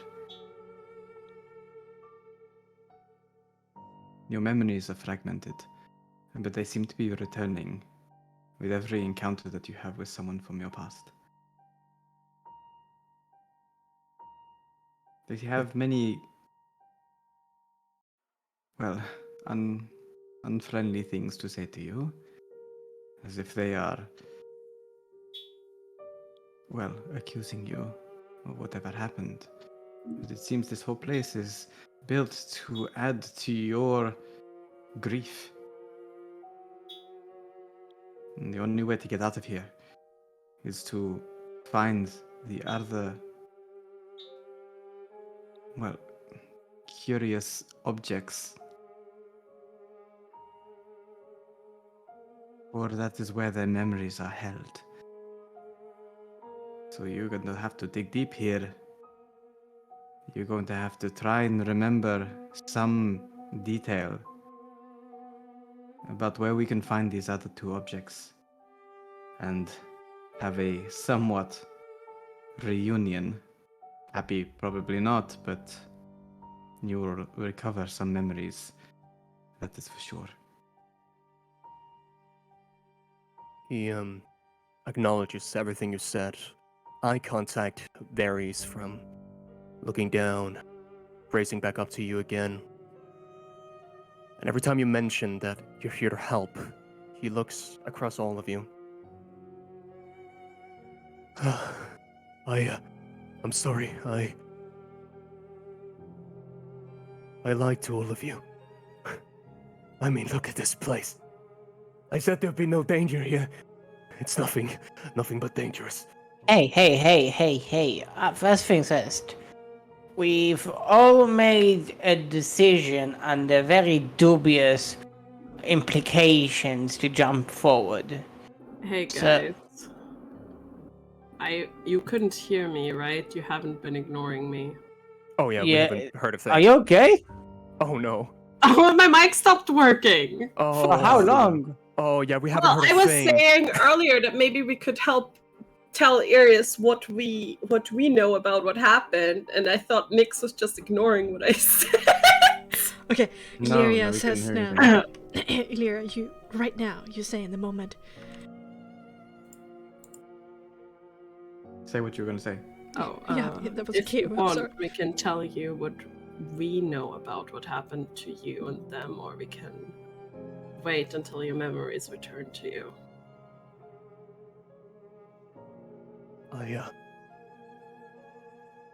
I'm afraid this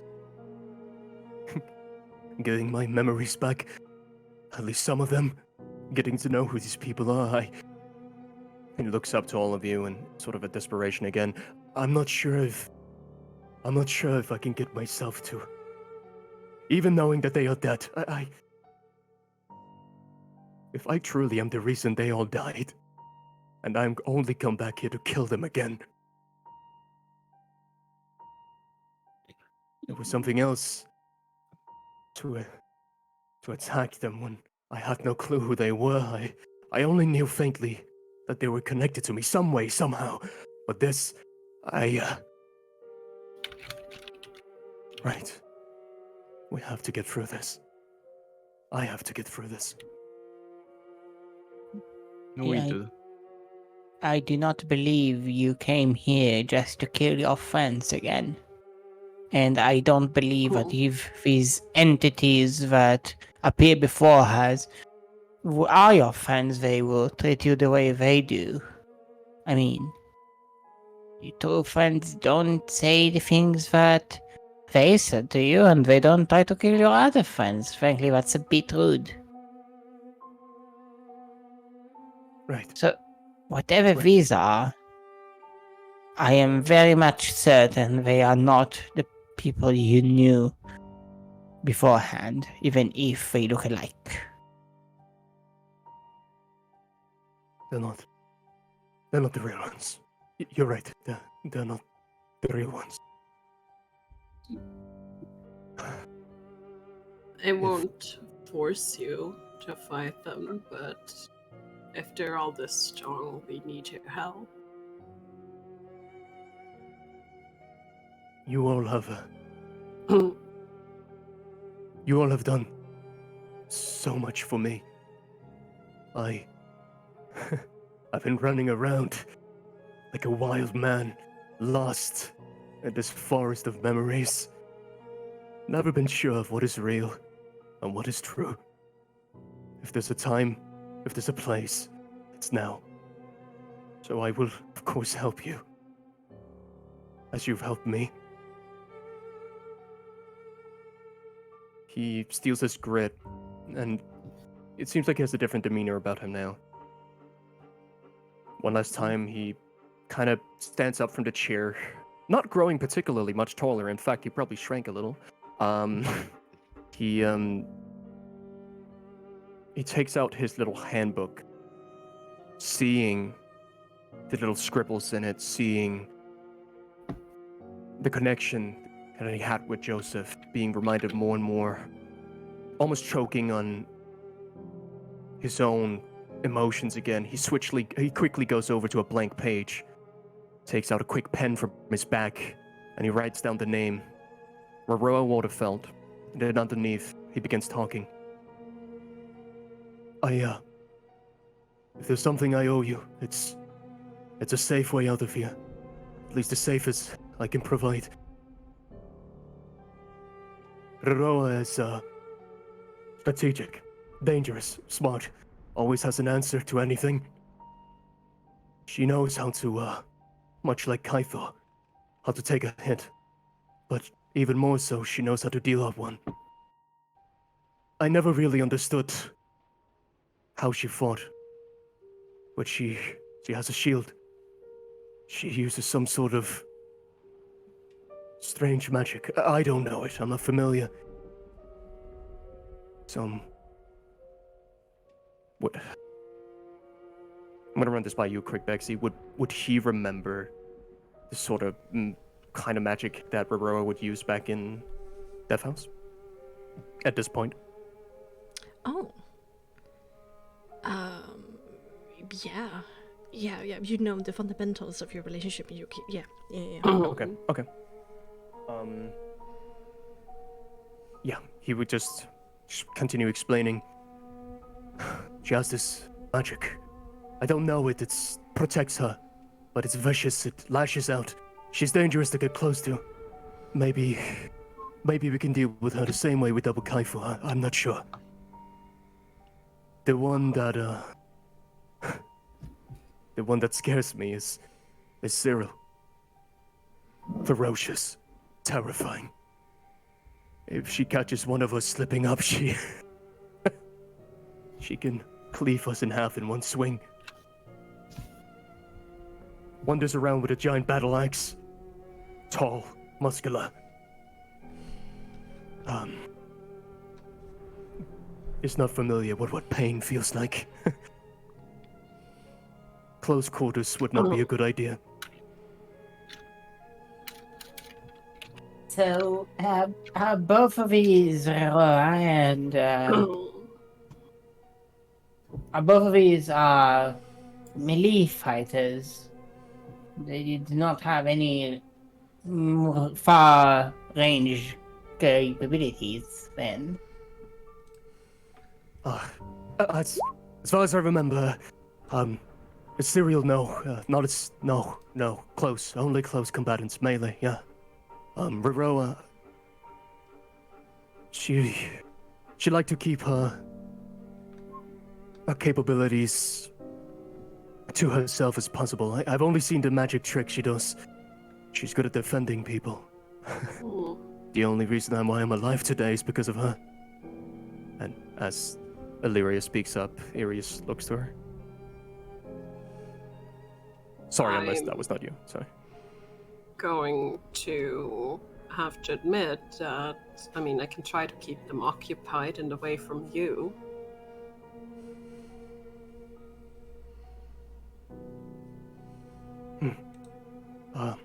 Staying away from people isn't necessarily my strong suit. You're all more than capable. I have seen what you all can do. I guess, just heed the warning. Roroa will know how to strategically pick us apart. It's Cyril.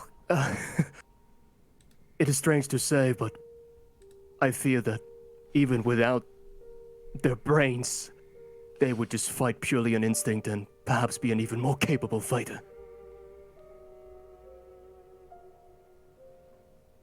That's all I remember. It's what I know. Would Arius also recall where they were situated in the mansion? Not exactly, but you do remember their habits. You do remember talking and playing games, but we were in the attic. And you also remember that the cereal liked to frequent the kitchen downstairs. And the food storage in the basement.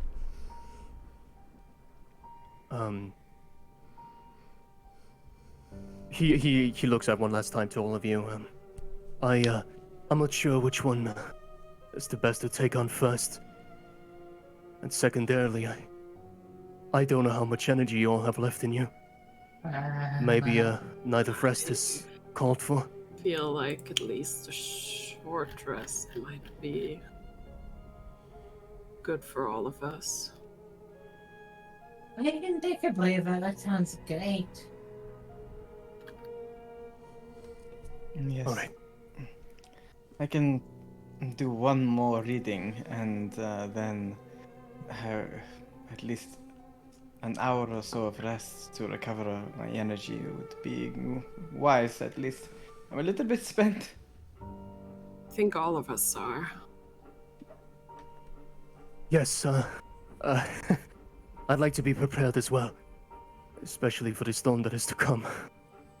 I think Roa, strategic.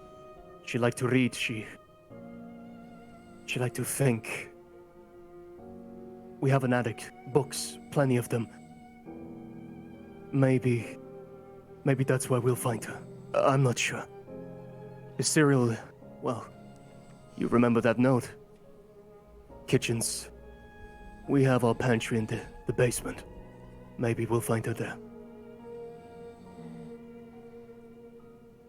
Well, that sounds like lovely work. I can't wait to almost die again. But that's part of the job.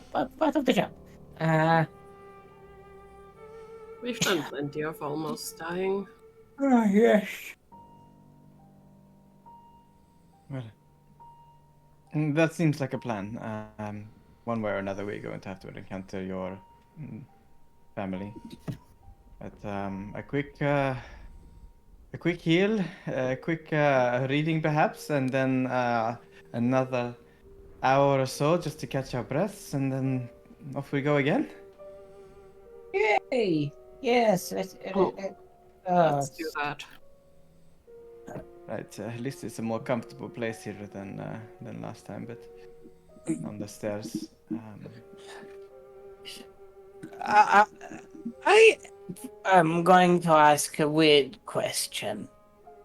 Are we in a real place, or is it all an illusion and we're all rolling on the floor, gurgling and foaming from our mouths right now? Well, when I saw this portal to begin with, it seemed similar to a grand spell that Madame Eva knew. And when it kind of went spoopy, I was a little bit concerned. I know of similar spells as well, so I think it is an actual place, more or less. But everything's constructed each time. It's weird. All of you magic people are really weird with your weird spells. You can talk. You are summoning Look, I'm actually creatures not. left, right, and center. I'm actually not that great at this whole magic thing. I mean, you're better than 90% of the people that I know. I mean, most people come Pretty thicker. sure 90% of the people you know don't have a soul, Marc. Well, that makes you better, I guess. I appreciate it. Yeah. You're welcome. Well, magic is a strange thing. Sometimes it's your friend. Sometimes he looks around in the room, kind of looks outside into the dark void that is this space. Sometimes it's your enemy. All right. You wanted to read another one of your Grand stories. He asked. Felix. Yes, well, I mean, I've been thinking. I saw that in your diary, or as we've been going through this, there was a maybe in that first room that we were in, there was a mentioning of poems. So I've tried to mix it, a story, but as a poem. Maybe this might be helpful. Do we want to take a short break ourselves before the poem or after? Makes no difference to me. Neither does it me. All right. You know what? Let's take the short break so we have had it. I'm looking at the time and I'm getting scared. Okay. It's not that long. Well, it's alright. Let's start off when we come back with a great poem. All right. Yes. Okay. Yeah, go to the Sweet. toilet, get your snacks. Poem time, Yeah, baby. Get your things. I'll be right back, chat. Burb. That's it. I'm doing a breakdance in this chair. Holy shit, he's good. What the fuck? Who is good? Oh. Oh my god, he's killing it. What is his dex modifier? +2? Crazy. Oh god, that's kind of funny when he looks. Oh, barrel roll! God, he's like, hold on 1 second. Ugh. Hold on 1 moment. I gotta animate. This is animation, guys. This is how you learn how to animate. There. Oh, It it's goes a stop little motion. bit forward. Oh, and then yeah. and then there, and then goes a little further. And then he lands on his head, and he's fucking dead. And you guys get kicked out of the mansion. We good. Yep. Evicted. Yeah, that's the God. thought, right? Because like, if the mansion is bound to a person's ability to cast spells, and then like that person dies, does the mansion also go immediately, and then you just like get ejected? Honestly, I don't know. In fact, Let's. You know what, Nix? Let's find out. I have my last chocolate milk. Well, that cognac was poisoned. Sorry. I'll just get a drink real quick. Come back. Comeds. Hello. Hello, welcome. Hope you're doing good. I know it's hard being an Olotten from Malmö, but you know. Guess I can be Svenska kind. djävlar. Ska du säga? Ja, det ska jag. Representerar Denmark. Oh. This is a Danish stream now. I'm kidding. Why do I taste... When you're speaking, I'm reminded of... Yeah. I get the taste of a potato in my mouth when you speak. I wonder What how kind? that's... Come on, let it be like at least a good one. Are we talking like, baked potato with all this stuff, like garlic butter? You know fresh potatoes? Yeah? You know, they're pretty tasty, but they're very small because du är en små potatis. Small potato. We talked about this the other day. What is the prettiest Scandinavian accent? It's not Danish. I'll say that right now. I think it's Norwegian. I'll put my money on that. Yeah, Norwegian is. Yeah. I mean, it depends upon what you consider to be. True. Beautiful. It's very subjective. Yeah. Like, if you like the harsher ones, then I guess Finnish is... Satana perkele markenainen. You know? Oh my, Bexxy's going to war. That's like a battle cry. I mean, I feel like everything you ask me about like Scandinavian countries is gonna be biased now.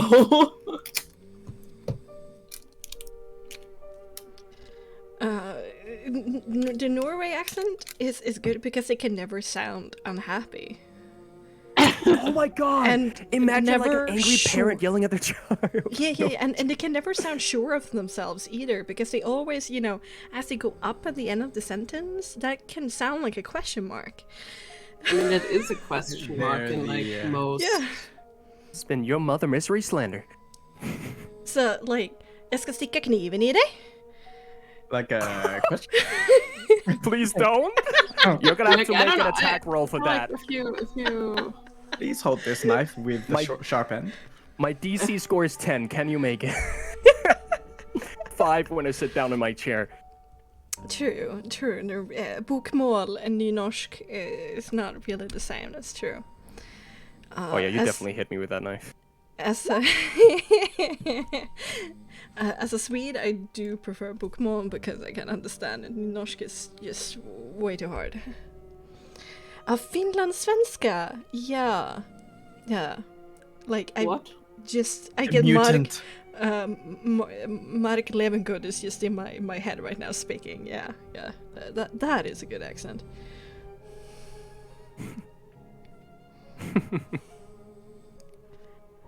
Finlandssvenska. De pratar lite så här. Wait, when you say Finnish, do you say Finland or do you say Finsk? That's Suomi. Nej, Finland, finskar. Finsk. Ah, okay. You put like an A at the end. Well, in general, Norway just puts E at the end of everything, and Sweden puts A at the end of everything. And we just say the word in Denmark. It's so easy. Not really A, we say A. Ah. Cookie, you're killing it. Precis. Today with Bexxy. Yes, if you, I can teach you a little bit of an Israeli accent if you wish. It's just a lot of rollings of R's. Hey, No, Cookie, it's can not you say Rorora for me real quick? Yeah. I love you. Wasn't Rorora like the time where we realized that I actually can't roll my R's? To be fair, I did choose some Can you mean roll names. the R's? Rs. Oh. Gargling or rolling R's. That's how you flirt with each other in Sweden. When I need to roll an R, I gargle chocolate milk.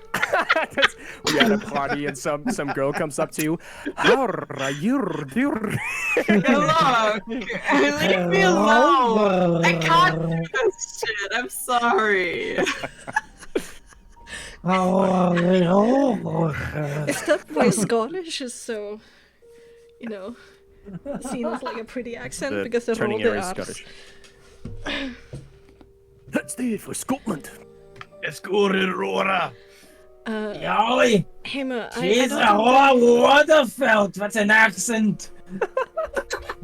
Hema, I don't really understand what you mean with svenska talande bättre folk. Wait, Swedish people are they better speaking folk? It's that like Grammar be wrong. Swedes speaking better people. It's Yes, basically. we can speak better. What do you mean? We're just better people. It's just how it is. Let's speak Yeah. better people. I mean, with people talking like that in your corner, I'm sure everybody's gonna become pissed. Hemo's just channeling his inner Swedish Yoda. He is Finnish, it's okay. Swedish Yoda! Svenska better, butterfuck! Huh? Finska.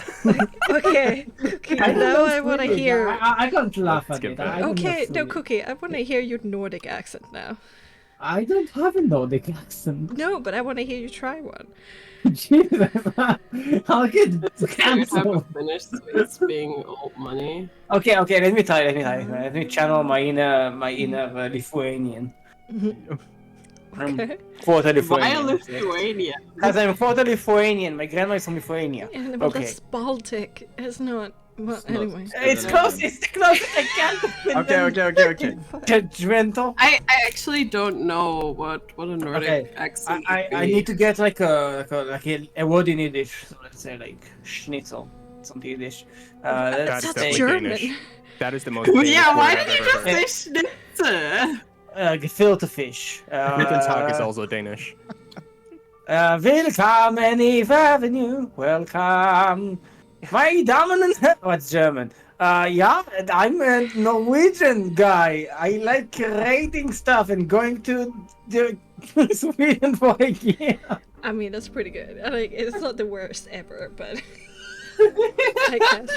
He's like a local. For I don't know what you're Norway. talking about. Honestly, Awesome Australian. you know what's really weird? Like, I can't do accents to save my life to the point where I can't even do an over-the-top German one. And I'm from fucking Austria. Just say ambulance. It's easy. I can free to speak with a more of a Swedish accent, but it's very hard. Yeah, It's- I We get in, that. I feel your pain. we in Sweden care about international peace and security. That's a lie. You're lying. We in Sweden care about international peace and security. Security. I like how you purr. Security. Security. Security. Security. Oh my god, this is like such an awesome game, Bexxy. That was Why one did you Val just girl. sound like one of those like weak girls in high school? Okay, anyway, we're wasting time. We gotta get back. Okay, yeah, game time. Alright, poem Put time. on the game face. Put on the game face. My fucking boyfriend. Sorry. They're all I'm sorry, I'm dead.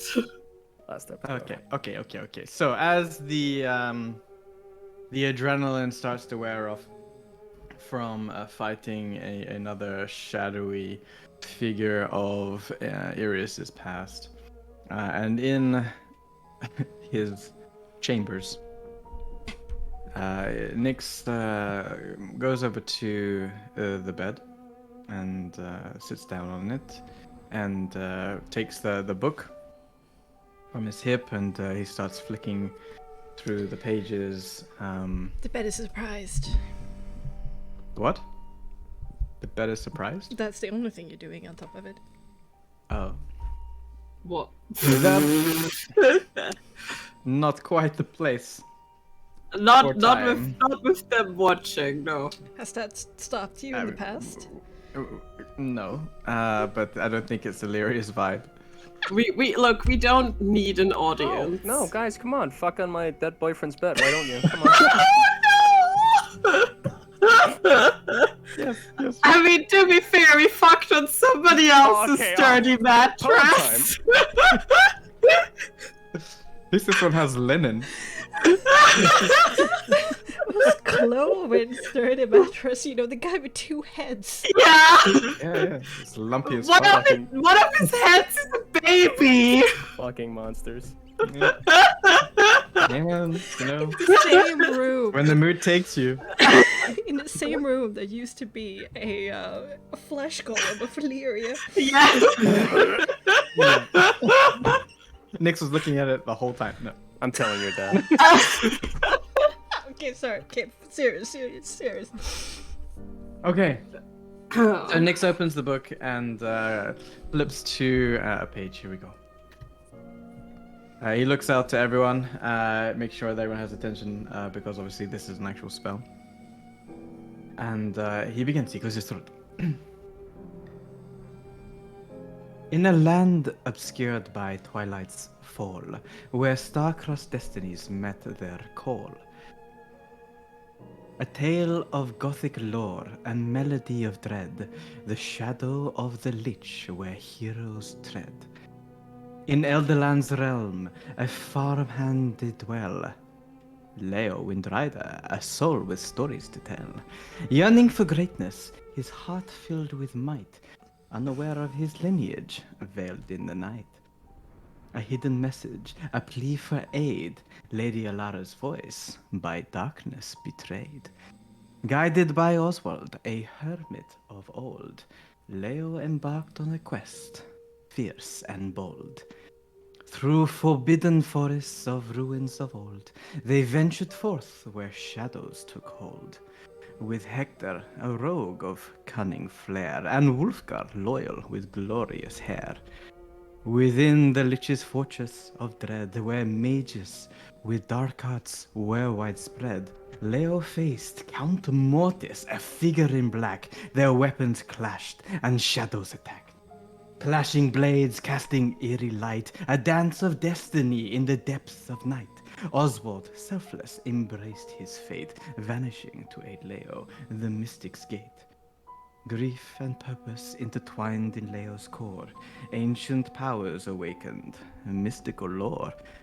Through magic and strength he stood tall, against the Lich's tide he would not fall. A cataclysm unleashed, the lich's demise. Count Mortis revealed, sorrow in his eyes. Alfred Windrider, consumed by the night. A fallen knight, lost to shadow's blight. Amidst the ruins, hope blossomed anew. Leo vowed to restore, to the realm be true. A beacon of light against darkness's might, he pledged to extinguish the lich's blight. The shadow of the lich, a legend so grand, through verses and time, across every land, a reminder that in the darkness of fray, opened redemption shall guide our way. In the tapestry of stars this saga does dwell, a poem of valor where epics do swell.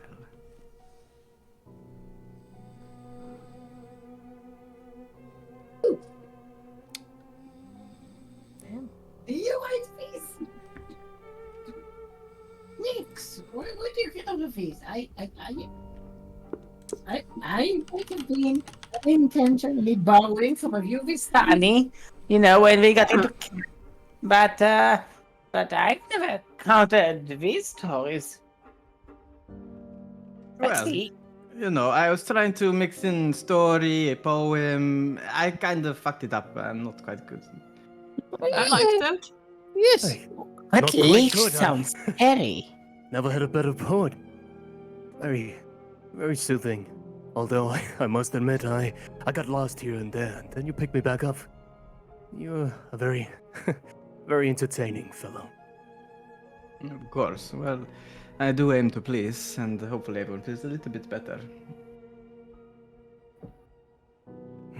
Feel as confident as I will. Thank you. That was nice. Healing 11, obviously. It's a low roll. Yeah, but now if you have a healing Oh my. kit with uses Either left. way, it doesn't matter. Hell yeah.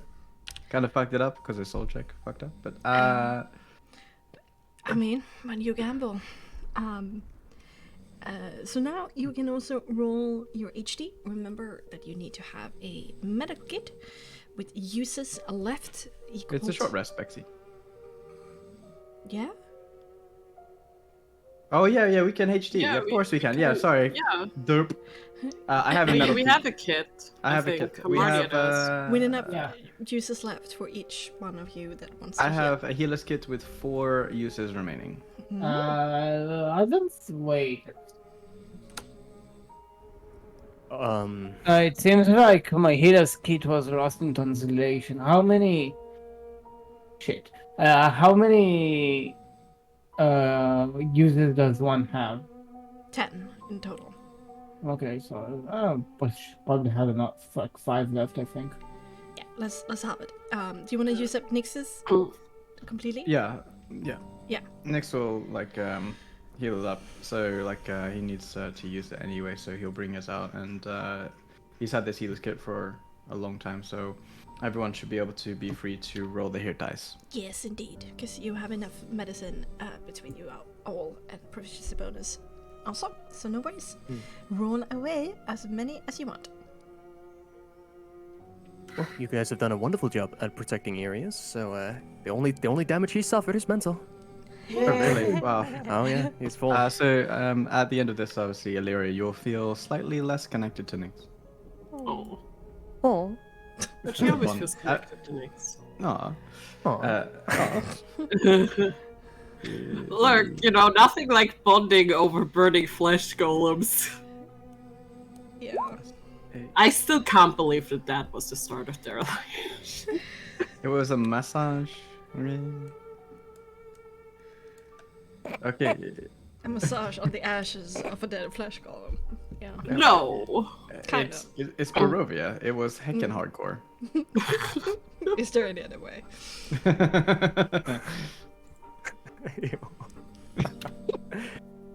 Just imagine the competition at the brothel. Oh, that's the worst you've done? Well, listen to that. Just walk into the brothel like, so I've got a very particular kink. Bring out your flesh color. Oh god. Well, I mean, sex dolls were becoming a thing, so I mean. But I want the flesh. I still can't believe he wanted to put my soul into a fucking sex doll for Strahd. Here's a good ethical question. Is it ethical to even have Barovians assimilate back to normal society? I mean, what you gonna do? Put them down? Well, I mean, Strahd is hungry, and that is the reason why they're okay, that's not the point. I know we did that, but that's not the point. I mean, it was not the Barovians who did this. This was Nyx's dad. Yeah, man, Daddy your got dad's fucked up. lonely. Oh. Yeah, we had sex in somebody else's dirty mattress at your dad's place. Yeah, well, Dad wasn't around anymore, you know. Yeah, because we killed him. Yeah, he was bleeding out on the floor downstairs. Oh my god. Hold on, I'm about to fucking bleed out. Give me a sec. There we go. It was heckin' romantic, y'all. Oh, it was so romantic. Okay, we gotta focus. We gotta get somewhere tonight. Okay, the second half of this episode. Okay. Have you rolled HD? Yes. Yes. Yes, Okay. and we get all our specials back, right? Up to level 4, indeed. I don't have anything higher than that. Oh, my only 4th level Aw. spell. I accidentally deleted my total slots instead of my expended ones. So disappointed, so I don't get my Meteor Swarm back? Okay, well, whatever. Sadly, Yeah, but my long rest abilities obviously aren't replenished, so. Yeah, indeed. Okay. So, it's a quiet hour after the poem as you all recuperate mentally as well as physically. You share the remains of everything that is left in Nyx's healer's kit. Patch up your wounds, take a moment to just breathe and exist. At the same time, outside the window, the abyss creeps forward a little bit, being noticeably closer than it was before, and the gloominess, the light levels in here darkens to a shade darker. Stress checks and stress heals in the second half of this dungeon crawl would now be more difficult. So, players, what do you want to do? I'm gonna crawl that dungeon. Yeah! If we are to continue on, I suggest, well, it seemed it was very helpful to have this connection, Illyria. If we are going to be going up against melee characters. Don't think I'd be standing without it, honestly. Well, why don't you come over here and we'll get all connected up again. Oh my, not with people watching. She goes over towards Nyx. Like Nyx takes her hand and then does a sort of like pirouette and like dips her like in a dance move, and casts warding bond through the connection of that, and sort of brings them together. Damn. What is this relationship? How did we get More to vibe it? checks. Soul check. Here we go. Nick's got some riz. Good. Puts on ring.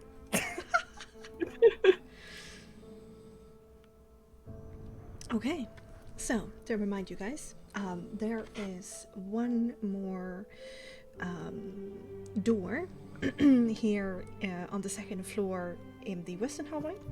There's one more door on this floor in the eastern hallway. There's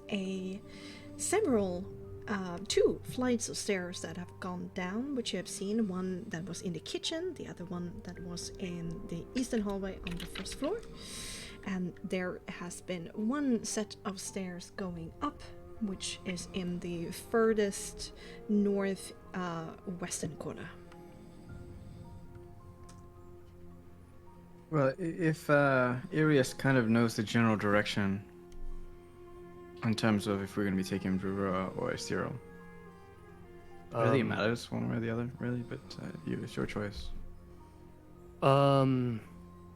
Thinking to himself, remembering when we first entered, despite all of his fear,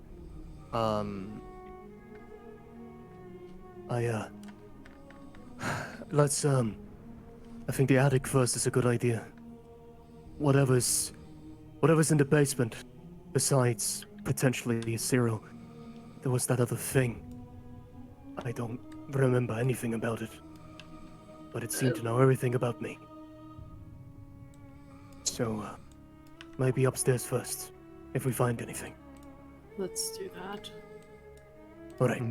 Let's do that. I mean, what do we see in that?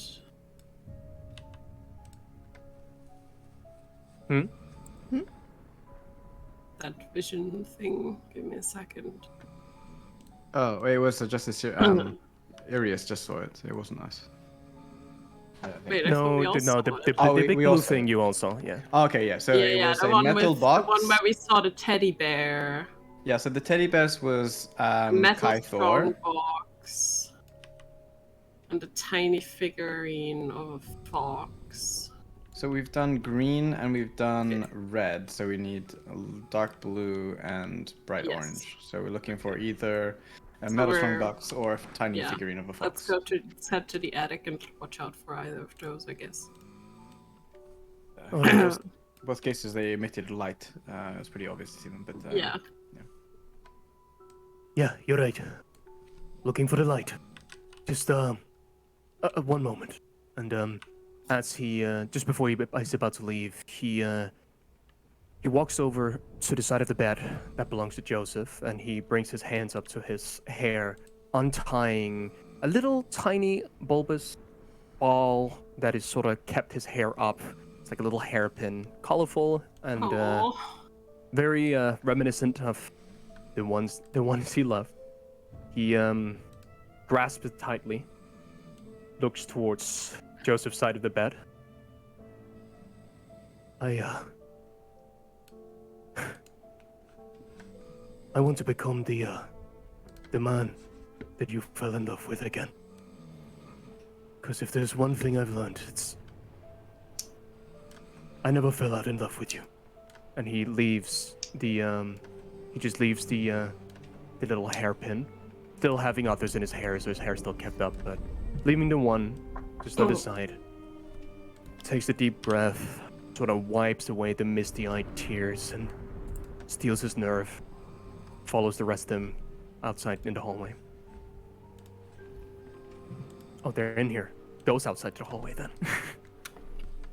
Oh, sorry. Oh, here she comes.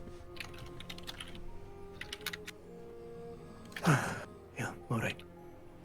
Oh, yeah, and there's also the balcony we haven't gone to. Yeah, I think he had... Let me fix that here. Yeah. Okay, the attic. There was some sort of, wasn't there some sort of place that went upwards? Didn't you find one? And he looks towards Unix. I can't remember, it's... We saw one in the corner of the building. So, across the way. Alright, same way back. Alright, let's get out of here. It's just to the corner. And Nixer starts stepping across, like, you know, this is his house. This is your freaking house, but it was to like cross over. Nix points like this way. Like I think it's like in the corner over here. There's a staircase up, and over here is staircase down. Right, yeah, we saw that. Yeah, I remember. Sure, let's move. Okay. He bumps his head on the invisible door.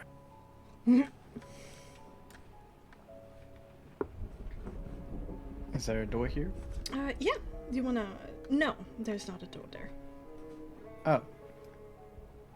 So we have to go out across the landing, down this way. There's a door here? Yes. And you can see through it. It leads out it's to a balcony. a little balcony overlooking the inner courtyard. Right. Nix will remember this. And now when you think about it, the dining hall was very high in the ceiling, probably were 2 ceilings. 2 stories. Okay, makes sense. So back down, out and around, back up this way. At least I think this is where I'm going. And then this is a... Arius, make me a perception composure. Yes. Perception composure. Mm-hmm. Can you... How did that work again? You should have already have it calculated on your sheet underneath perception. If you don't... Okay, so I have the perception thing, and then and then I do... Okay, so it's just my straight composure. I got it. Yeah, if you plus any ranks you have in perception. Yeah, it's just, it's 2 ranks, so it's just, straight roll. Plus your proficiency if it's 2 ranks. Oh, okay. Okay, I got it. And you said composure? Mm-hmm. Okay, so it's 1d20. 1d20 plus 3 plus 3. Okay. 20. Your parents are hanging a portrait over here, over this table. He sort of stops as Nickness is kind of going ahead, stops and looks at it.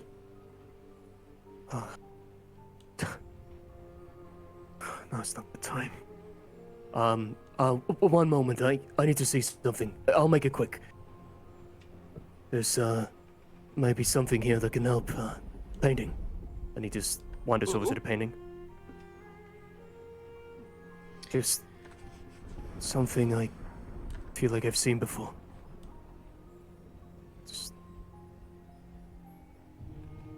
Indeed, and when you walk up to the only portrait in this gallery, you see a dwarven man and a woman.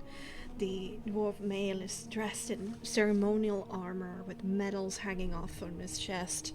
He stands proudly behind the chair, which a dwarven noblewoman sits on. A steel grey gown, simple in construction but expensive in material, which hugs her form. Both of them are bejeweled, and they smile broadly. But you can't call them happy, as their smiles don't reach their eyes. In fact, there's a tear coming from the female's eye, and the man's hand that is resting on the back support of the cushioned chair is cramped and tense. Lastly, there is a large empty space beside them on the painting, but it's like the area has been selectively burned up, destroyed, covering up whatever was below it. Arius, make me a stress check. Yes. Sorry, I should almost just make like a stress check. Macro. Like a macro, yeah. At least for now. Here, we can do this. 15. Let's see if that's enough now. Mom, Dad? No, not anymore.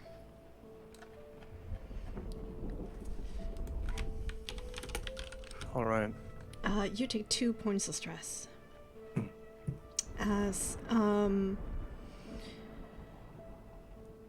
the 2 dwarves in the painting immediately turn their head towards you, Arius, to look straight down on you. The male dwarf opens his mouth. The sound of your father comes to you. Don't bother coming home. You are a disgrace to this family. Next, both of them turn their head as far as possible to the side away from you, and then they freeze frame again. And underneath the frame, a tar-like liquid begins to slowly drip down the wall from underneath the painting. Still, seeing that nightmare, knowing what he's been through, seeing the other antics going through this entire mansion, she still reacts with a heavy breathing, looks away immediately, sort of like he's looking at a car crash. Grits his teeth to the comments that his father made to him. Just bad memories. Just bad. He looks away from the painting, looks towards Illyria and Amalthea and Nyx, and just... Sorry, waste of time. For some strange reason, I thought I'd be happy to see my parents again, but maybe under different circumstance. Kind of shakes his body, just kind of goosebumps. Sorry, what were you saying? I get that. Yeah, it's they're just memories. He kind of keeps that to himself and grits his teeth. This definitely affected him, but he's not as frantic as he have reacted to the rest of everything around here. It definitely had an effect on him, but he just looks forward. Yeah, sorry for wasting your time. Let's attic. It's all right. Attic. Let's go to the attic. Hey, yes. So, we have these small gems, right, that we can perhaps use in a pinch. Oh, I remember the ones you used earlier. You did, Yes. Nyx. I takes a deep breath again. He looks at Amalthea, you see very, very more composed than what you have seen him be for a while. I'm all right. Let's save it for when it gets bad. All right, then. Well, let's hope it doesn't. Yeah, you're right. Let's hope it doesn't. He not looking at the painting, but looking in the direction of the painting, reminiscing a little bit about his parents, remembering that he forgot. He steals his grits again, focuses on the task at hand, and nods at Nyx. All right, let's find a way upstairs. I think it's this way. Yeah, you're right, I think I recall that too. So Nyx won't leave, as we're going through here, he won't leave Illyria's distance more than 12 meters. Get you. And indeed, as you step into this back room, there is a staircase heading down and a staircase heading up.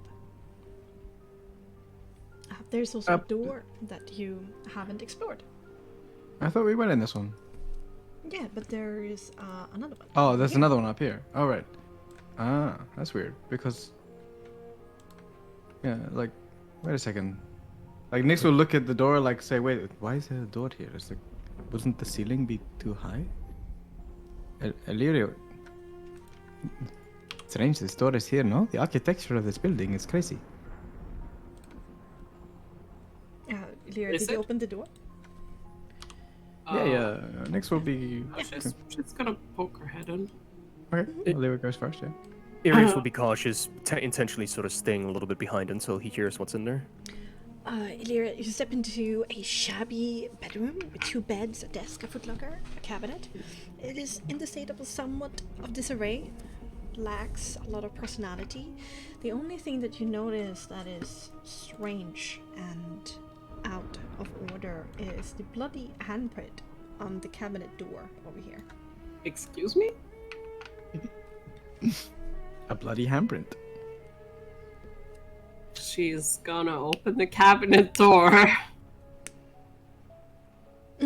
You walk on over to open the cabinet door. At the same time, there's the sound of creaking of metal springs as there's 2 indentions in the bed beside you, just as if somebody or two of some things are sitting in it. There's nothing inside of the cabinet, yet you hear a voice that you just heard outside in the garden. Reckless, simply reckless. Why in Boreas' name would you have not told us that you were hurt? There's the sound of something being slapped. Oh, Nix. Like, Adrian, you're killing me with this voice. I'm fine. Get off my case, Kythor. I've just got in the moment. I didn't realize one of the bandits nicked me a little. A second voice, little and loud, is followed by a frustrated sigh and then a grunt of pain. You practically repainted this entire room with your little nick. Why don't you let me take a look? Yet again, a swift slap of something is heard, and then again, off my case, Kythor. I don't need anybody's help, especially not from some coward too busy freezing up instead of getting the job done. You realize that you wouldn't just have the blood of your family on your hands, but also the Rora, if it wasn't to me, thanks to me, right? There's a silence that fills the room for a second. Shortly thereafter, the sound of the metal spring in the bed can be heard as one of the imprints in the mattress disappear. There's footprints, Illyria, in the dust on the floor, together with the sound of footsteps walking past you towards you, Nyx. But just before you, it pauses. I do not wish to burden you or the others. Believe me when I tell you that I put every fiber of my being into that swing. I just simply missed. I will be downstairs if you need me. There's a frustrated sigh, a pause. Hey, I'm sorry. That was unfair to bring your kids into this. You can give this a look. Maybe it's a little more than a nick after all. The footsteps walk back towards the bed. There's a warm belly laughter that fills the room. And then Kythor says again, "All right, tough guy. Show Kythor where it hurts." And the two springs in the bed lightens and nothing else happens.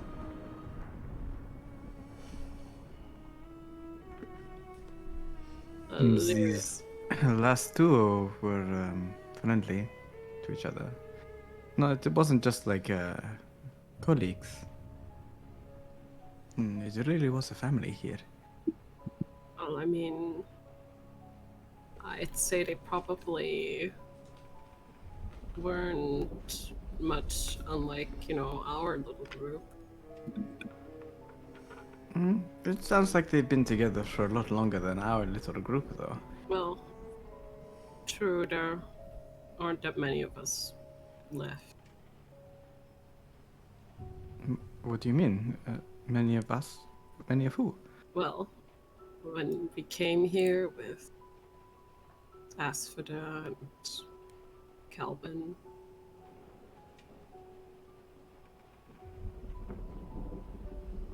Yes. Well, I do hope Asphoda is doing well.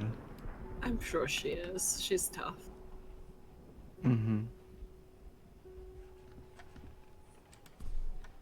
Let's aim to stick around just as long as these guys have, okay?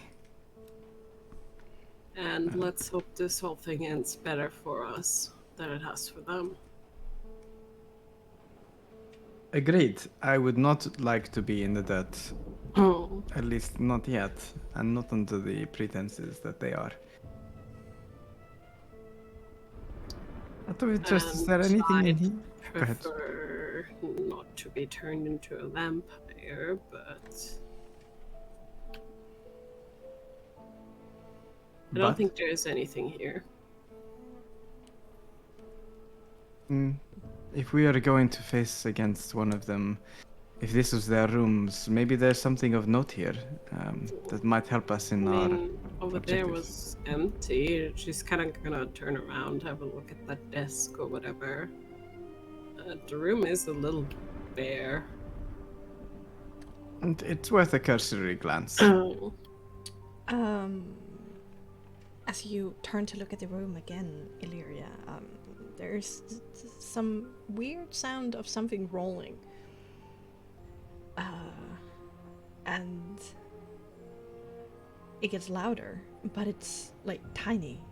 And then coming out of the shadow from underneath the bed, rolling towards you and stopping just centimeters away from your boot, basically on its own accord, is a tiny marble of blue light.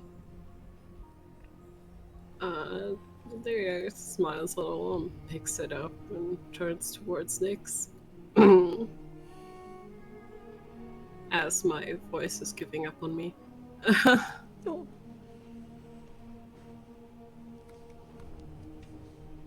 Found something after all. We did. Might Let's come in handy. indeed. Let's see if we can figure out what the hell happens to his other colleagues. Whilst they were speaking, I would like to speak to Arius. Mhm. Marty will approach Arius, kind of gingerly taking a few steps, and say, "Hey, Arius, I have a question for you, and it might not be the correct time to ask it, but I am very much curious." Yeah, he's sort of looking around the corner, like trying to stick his neck out to see what's happening in there, hearing a few voices, but you catch his attention.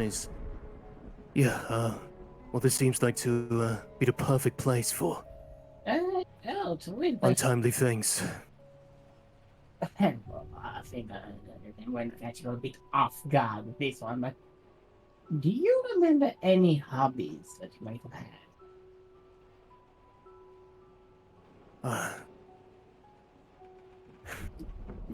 I wasn't exactly a great student of the arcane, so I spent a lot of time reading. Too much time. Ooh, Poetry, No, please continue. the poetry your friend Nyx was partaking in was quite nice. I can't say I've done anything to that degree, but I remember Joseph enjoyed when I tried. Not that I have anything I can remember now.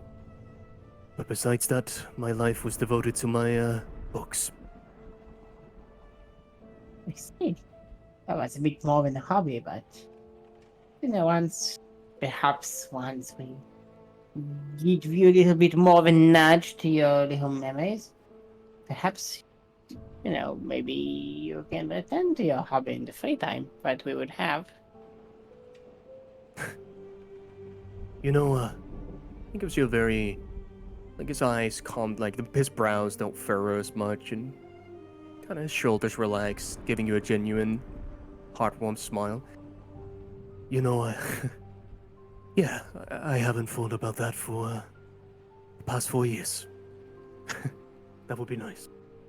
I suggest you start thinking about it. And she gives you a little wink. She starts walking away from you. Ari is a little puzzled by that, but... Right. Good mindset, good headspace. Okay. And he follows, just shortly behind, as he sees Nyx and Illyria step out. I heard some voices. Is everything okay? Did you find anything? Another brief memory, but it was a nice one. It was of Kaithor and more of an elvish accent kind of voice. That they were talking about, some sort of battle, some wound that one received, and it sounded like they were pretty friendly. Yeah, that would be Serial. Once upon a time, local jester, as well as a competent fighter. Get in trouble all the time. Kaifer would, well, he would tend to all of our wounds. He was the man he was. Well, he didn't seem adverse to a little bit of bleeding, so I'm going to assume you've seen a lot of combat in your time. Or he did. But nothing too crazy in that one. No corpses in bathtubs this time. That is preferable. I agree. Kaifer was, it's foggy, but all I know is, when he descended his maze on anyone, they were sure to have a bad time. Sounds like quite the fellow. Yeah. Someone you'd want to have around in a scrap? Dependable, reliable. You know, would you believe me if I said he was a lot nicer to be around when he was not in battle. Well, we're all not just, one-sided folk. Many facets. Complexities. Things to delve into. Yeah, you're right. And, well, those complexities, those small details, I yearn to figure it all out, so... If anything else, I'm ready to continue. Fair enough. Well, let us get our cardio on and climb these stairs. Yeah.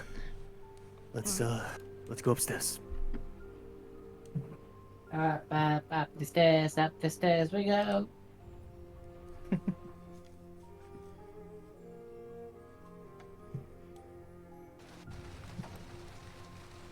Oh no. Does not bode well. Our Aries is just pre-stressed. Hold on, let me fix that. Yeah, let me just, yeah, there we go. That seems, oh, whoops. Misclick. Climbing up to the final floor, you're met by the vision of a long hallway leading to the south, with slanted, almost claustrophobic-inducing low ceiling, and with a menagerie of strange forms around. You freeze, hands reaching for weapon and magic, but after observing the threats for a moment, you realize they stand like statues, frozen, unmoving. Now, that's not exactly right. They have textures. They seem lifelike. Maybe something akin to taxidermia. Two of them stand here by the staircase landing. The rest seems to face a table and two armchairs further down the hall.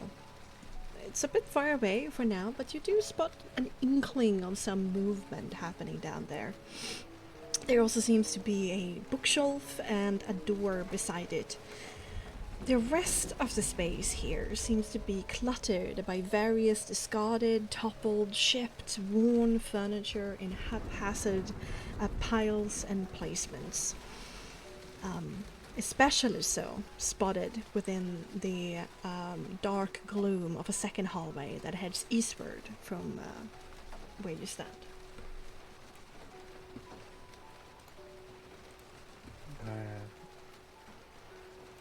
And Nyx tries to peer through the gloom, just as a quick glance around, see if there's any sort of light that we're looking for, or like box figurine or metal box of particular interest. He like sort of steps into the area.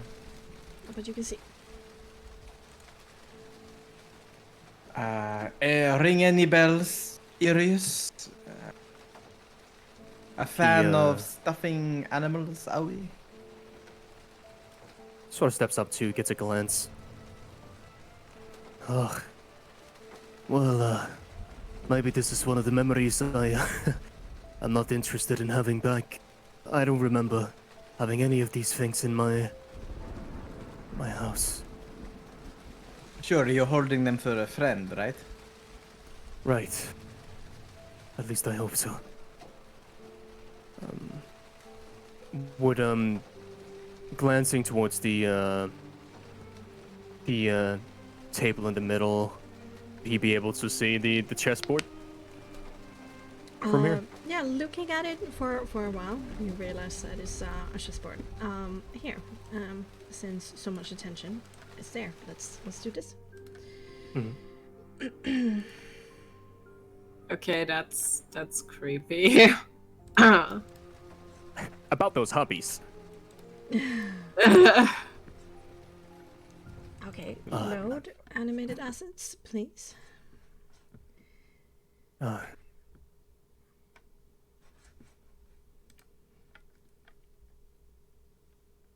going to assume that was something one of your friends liked.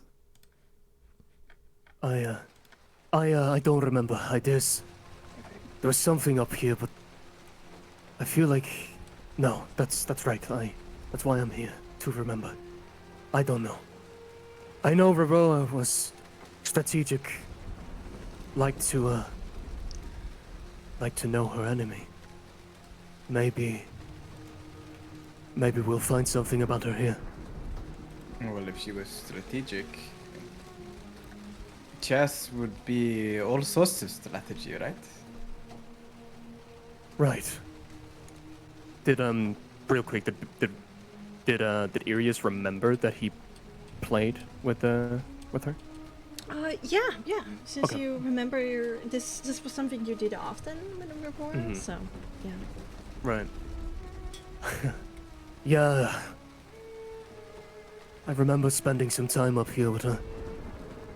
Don't remember how long, but a bit of feeling of loss comes to me. I don't think I ever beat her once in chess. But damn, I tried a lot. Yeah, there's definitely something in here. Let's give it a look. Well, after you. He goes over particularly to the chessboard and just inspects the area, see if there's anything that invokes a particular memory. That hint of movement becomes clear. It turns out the chess pieces are moving on their own accord, and those with at least a mere passing experience of chess can clearly see that white is losing terribly to black. And as you step closer to the table, the ethereal voices of the past floats once more. Is this really all it takes to become a master strategist? If you told me you played nothing but chess all day, I would believe you, Aurora. Irius' voice echoes exactly as if he stands beside you. And a somber, feminine voice answers, the one you heard in the informal dining space below. A small piece of a giant puzzle, Irius. Although, not one you should bother trying to solve. That's why I'm here, after all. No, I'd rather you begin finding your way out those clouds you seem so fond of. Black slides across the checkered board into a position of checkmate with a momentary beat of swollen silence, and a groan of defeat can be heard from the voice. It sounds like Irius. I forgive you for what happened in the basement of that house, Irius. Although I'm unsure how easy I would be to forgive should your inaction result in the potential death of another member of this group. Several pieces began moving one after the other, returning to their starting positions. And then, after this brief pause, Irius answers in a pitch slightly lower than normal. I promise you won't have to consider that. One more game, and this time, teach me. Irius, make me a sis check. Good vibes. I'm vibing so hard right now.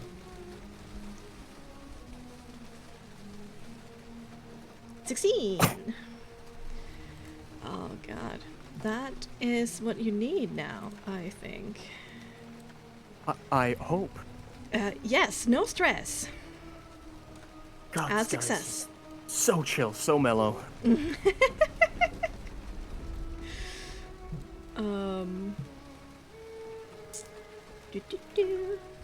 many things all at once. The voice of Aurora comes back again, this time a tad bit more gentle. I will try my best. Now, listen carefully. Whatever she would say next is unknown, as nothing more can be heard after that.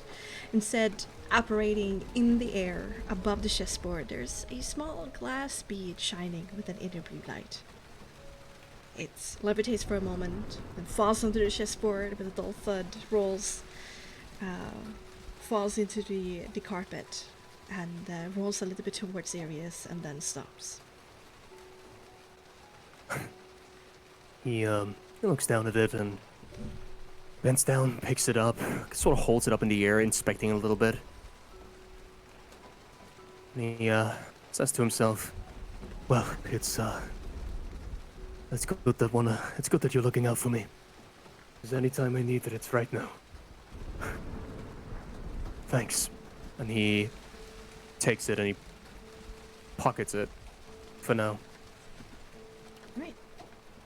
As that happens, like Nyx's breath catches as he like instinctively looks around for like or light movement or something jumping out of the shadows. Like maybe they jump on them because they've been more like strategically shadowed or something like this. And he is heckin' wary about how cavalier Arius is about the fact that we're literally here to fight his family, of which, you know, could be anywhere. He could be right behind there. A dust particle lands on your nose. Like lets out a audible exhalation. Well, that is nice. I mean, that chess game sure looks fun.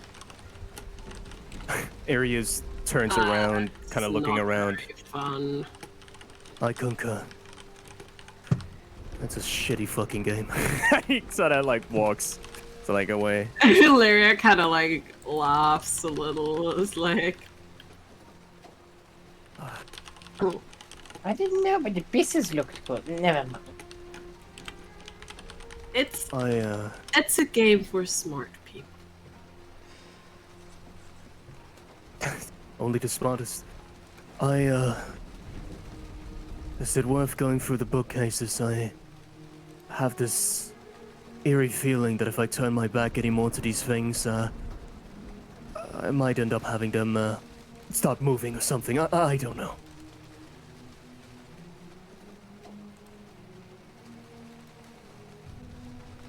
Right. That's for me to figure out.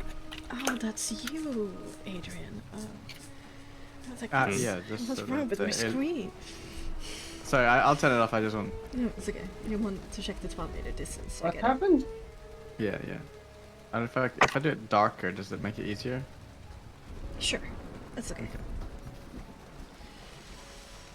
Okay, where to go next? I didn't really pick anything up from there, other than a little bit of hope. Maybe somewhere else. Hopefully, somewhere else. As he sort of looks at the big fucking guy next to him. And Nyx is curious. He's looking because what are these creatures? What? To be fair, to be clear, like does Nyx recognize any of these creatures, like these abominations? Yeah. One is clearly a werewolf. Yeah, and okay, but the big freaking scary thing made of bones.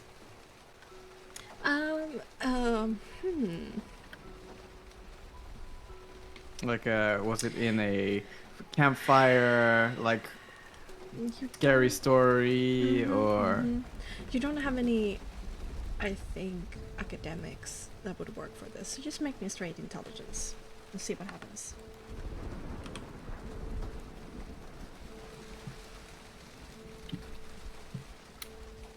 8. 8. You know, 8 på 8. You have no clue. One though. Oh yeah, no. Elizabeth Durst, the creature stuck in the mud wall, in the basement, in the cultist basement, in the death house.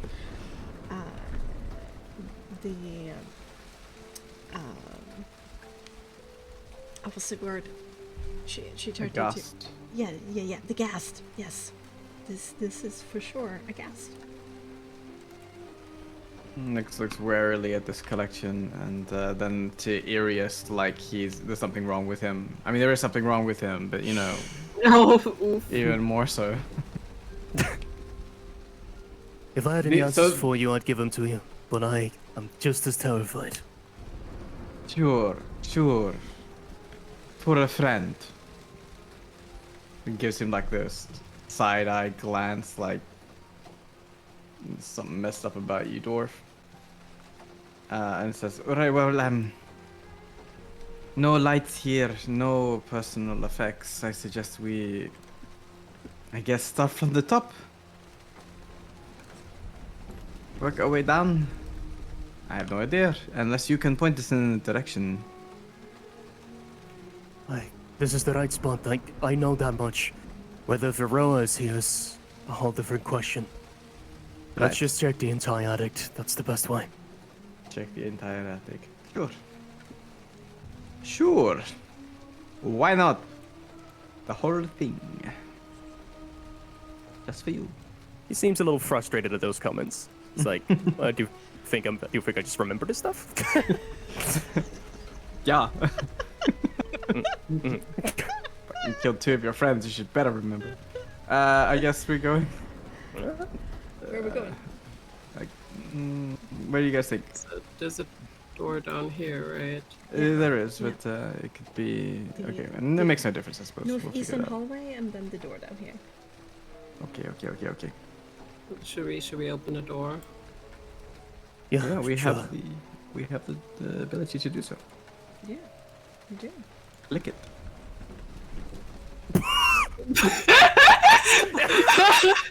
Don't click it too much! Oh my god! No! Close the door! Close the Yeah, door! close that door. That door's a bad one. This is fucking speaking facts. Arius is fucked up. Flash columns? Ugh.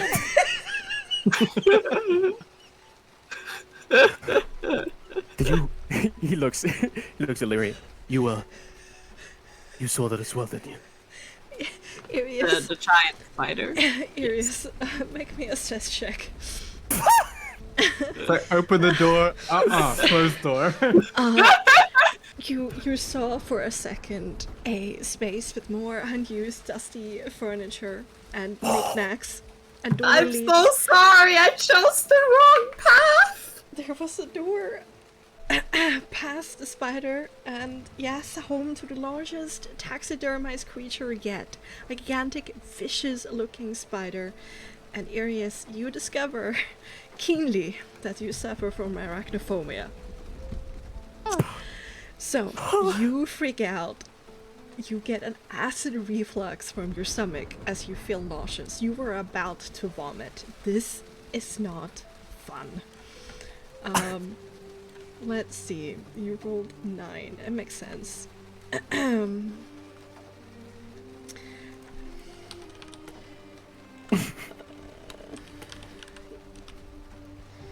2 stress. Whoa. Absolutely just visceral reaction as soon as that door opens. Just he steps back a couple of feet, like catching himself, almost finding comfort at whatever creature this is, like kind of standing over here, just please don't collect these, please don't collect these, please don't collect these, please don't collect these.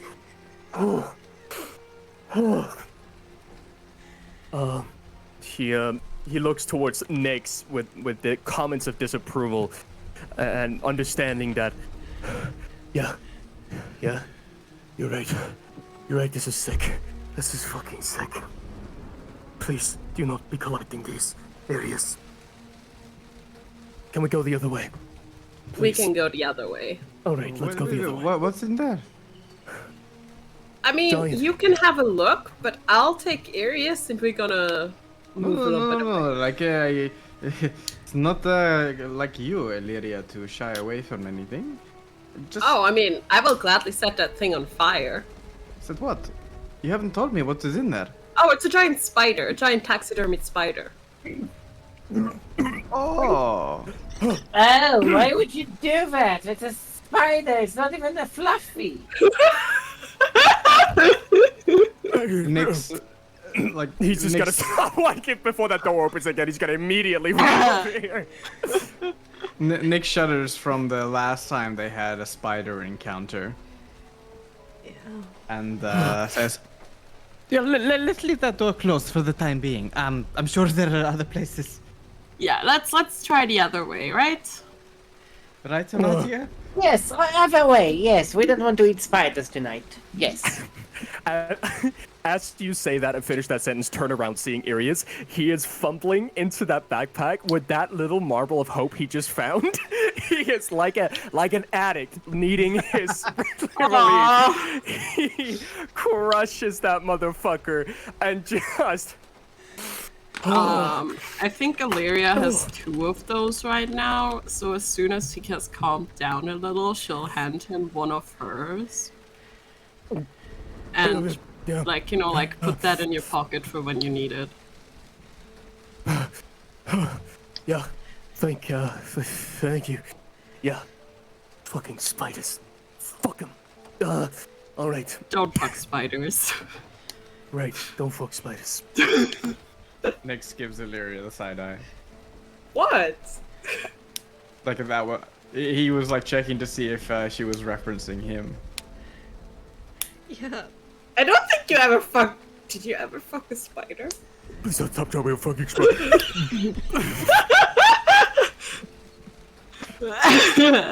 Nyx doesn't say anything, just gives a side eye and walks on. Illyria follows, is like... How? Why would you? I don't think you have. I'm not saying anything. You're saying words, and there is the spooky house to walk through, Illyria. I was trying to make a joke to lighten the mood, you just made it weird. I'm not saying anything. Why would you not say that you have never fucked a spider? Okay, I understand eating spiders. I am perhaps guilty of it myself. But Havardia, we're not helping. Okay, no more spider talk. yes, but perhaps. Okay, never mind. Okay, let's move. Let's move. No. We are only eating chicken. Yay! Regular Barovian chicken. Crispy and saucy and. Have you ever seen chickens in Barovia? I'm sure in Wallachia, in the village of Barovia. Yeah.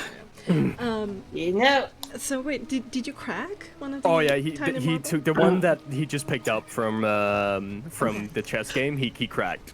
So we have Huffed it all in. 2 left, right? Illyria, Yeah. you had 2 and you gave one now to Iris. Yes. Yes. She had 2 and she gave 1 to Iris, so he has 1 for emergencies. Righto. Then Okay. Emergency Iris, habit. roll me 1d4. It's lower down, so not 1d4. Yes! Ooh. God, that's some good shit, man. Some crack. Why do I imagine Iris just snorting the crushed up marble? Well, why would you do it that way? What's wrong with you? Anyway, Spiders. carry on. Me as Julie, I agree. I don't think Illyria is that afraid of spiders.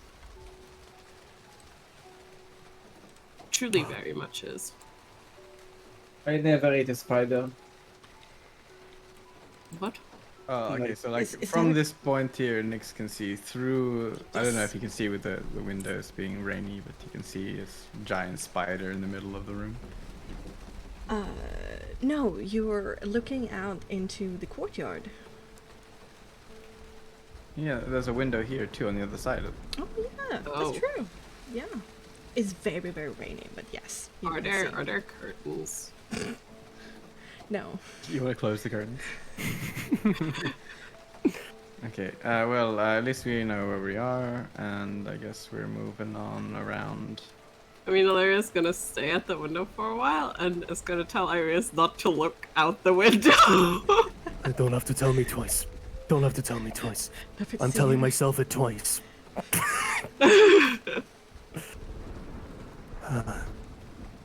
Oh, fuck. This place leads down to the spider, doesn't it?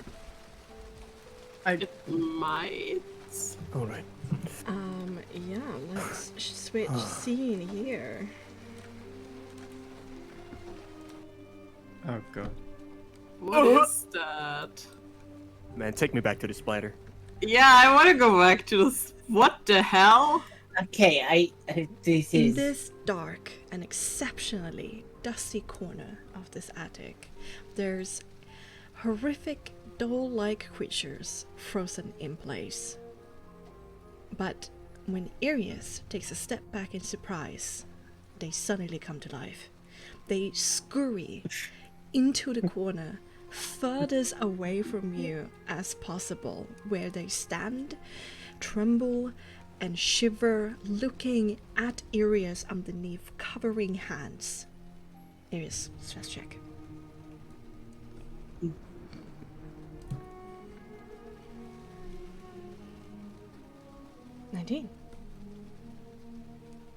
$19. They continue being in the corner and shivering and covering, trembling, and nothing else happens. Nix like has the look on his face, like he slowly turns towards Arius with the biggest WTF look on his face. We all are. Like, yeah, we all collectively look towards Arius, Yeah. like, the fuck is this shit? Look is equally puzzled. Yes, I don't want to be judgmental or anything, but I'd say that this is kind of a poor taste in art. At least they aren't made out of flesh. They have teeth. Very optimistic of you, Illyria. Why do they have teeth? Who puts teeth on a doll? You don't do that to a doll. It's a cute doll that's supposed to be cute and nice, and you put teeth in it. I mean, I've heard of creepy dolls before, but I don't think that's what they meant. Why are they animated? Why are they afraid of you, Arius? What? What the fuck? What the fuck is a good question indeed. I've never seen anything like this before. The composure check. Empathy composure check. Sure. Listen, you guys, this was all a big charade. Now you're gonna die. Chain Oh lightning. yeah. Arius actually is like working for Strahd, and he's gonna kill us all. Okay, these are my friends, you know, I'm just holding them for a friend. I'm not animating dolls just so they I can guess be... Illyria can try to. Are we all like questioning whether or not Arius has never seen these before? I mean, I don't think Illyria is, but Well For- then, you know, if no you're need to roll rolling, them. if you're rolling the same thing, then I will allow maximum 2 rolls from the party. that's fair. Right, it's like individual characters here, I guess, rather than just the same thing. Like, we can interpret it differently, but True. I get it. Yeah, no. We're that not makes trying to like cheese it. It's like it's just a. True. I guess in this scenario, it's more of a joke. So yeah, go ahead, everybody. Yeah, I just want to see if Illyria is like, oh my god, he's gonna kill us all. I mean, Yeah. she won't, but This is hand sparking. Okay, well, it might be sparking a little bit. Well, Nixon Amartia gives this kind of expression, like a raised eyebrow, like yeah, sure, like sarcasm. Illyria, you're pretty sure that Arius is as confused as the rest of you. Yeah. That's what I use my good rolls for, by the way. Would have been funny if none of you got it and just thought he was Yeah. a serial killer. I like that. Illyria just kind of like, you know, like, Wasn't it a serious killer? pat on the back is like, at least they don't seem hostile. That's sort of what I'm afraid of. He kind of tests them as he moves in a certain direction, just seeing how they're reacting. They Just around them, not particularly closer to them. Oh, well, if you move to your right, they move to their right, to your left. Like they're Right. moving the furthest away from you as possible. Is there, currently inside, is there any doors or anything that Iris can see where there would be a reason to go this way? Yeah, let's go back to the map.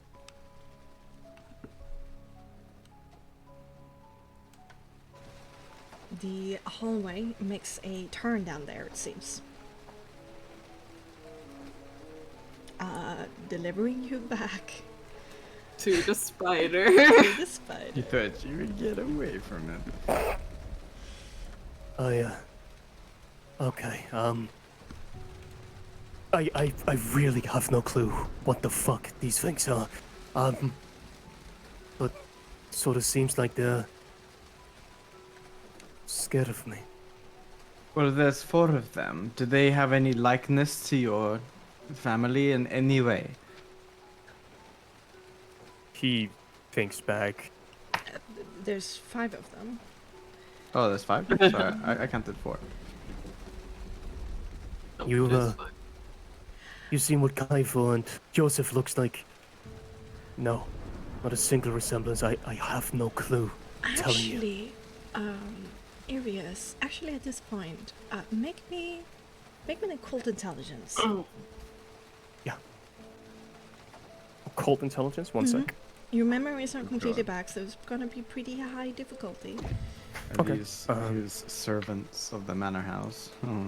So 1.5, rank 3. What is that proficiency? Times 2. Well, no, I got it. I got it in rank 3, and it says 1.5. Yeah. Oh, this is 2.5. No. Well, no, yeah, it's 1.5. So your proficiency bonus turns into 5 plus your intelligence modifier. Okay, so 5 plus my intelligence? Yes. I see.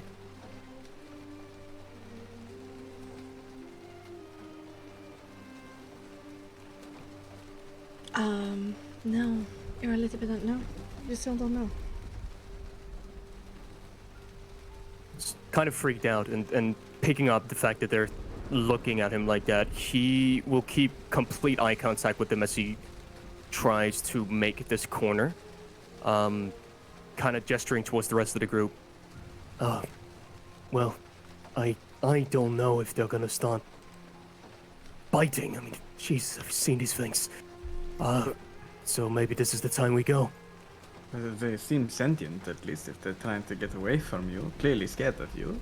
Fear being that of a sentient creature. Do they Right. understand language, do you think? You're right. Sorry, you're right. He's gonna kind of make his way out from the little thing here. Mhm. And he's just gonna, with all them huddled up in the corner, showing like hands up, with his palms towards him, so his soul mark isn't showing. Do you remember me? Do you know who I am? They immediately drop to their knees. Their upper bodies falling towards the floor. They're basically kowtowing before you. And tiny, tiny whispers in the air reaches you in 5 different high-pitched tones. Please don't kill us too, Master. Please. We don't want to die. Please don't hurt us.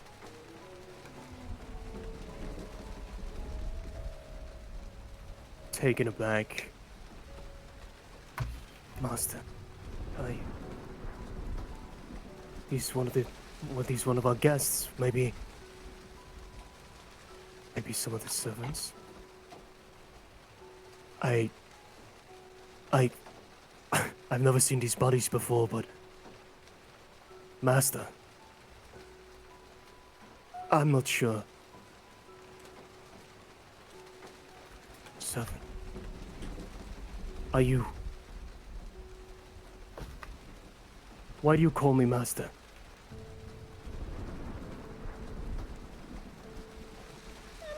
We're sorry, have we done something wrong? Please don't come near us. I'll stay right here. Guest. You're doing great. You're you're doing great. I won't do anything. I won't get any closer. I'll leave you alone. I just need to know. Why do you call me Master? You created us.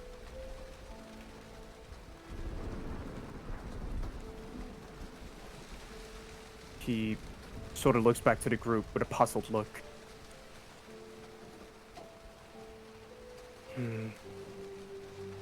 Bexxy, at this current stage, would Irius understand the full remedy and compounds of all components and compounds of creating a magnificent mansion?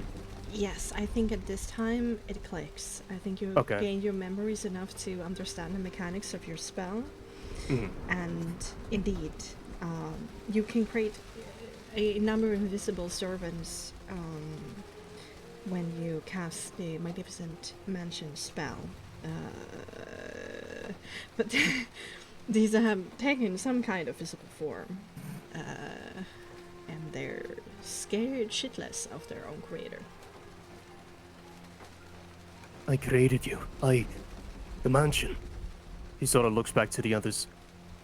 These are the servants. They're not real. They're magic. They're created for the mansion, but I didn't make them to look this plain. There's no way I wouldn't make them look like this. I wouldn't abuse them. They're just here fulfilling chores, duties. Nothing more. Well, I mean, I don't think you consciously created this place like that. I would like to think the same, but this place has changed. It's connected to me in some way. The memories, everything. I don't know why it's changed like this. We're gonna find out. Right. And we're gonna get your memories back.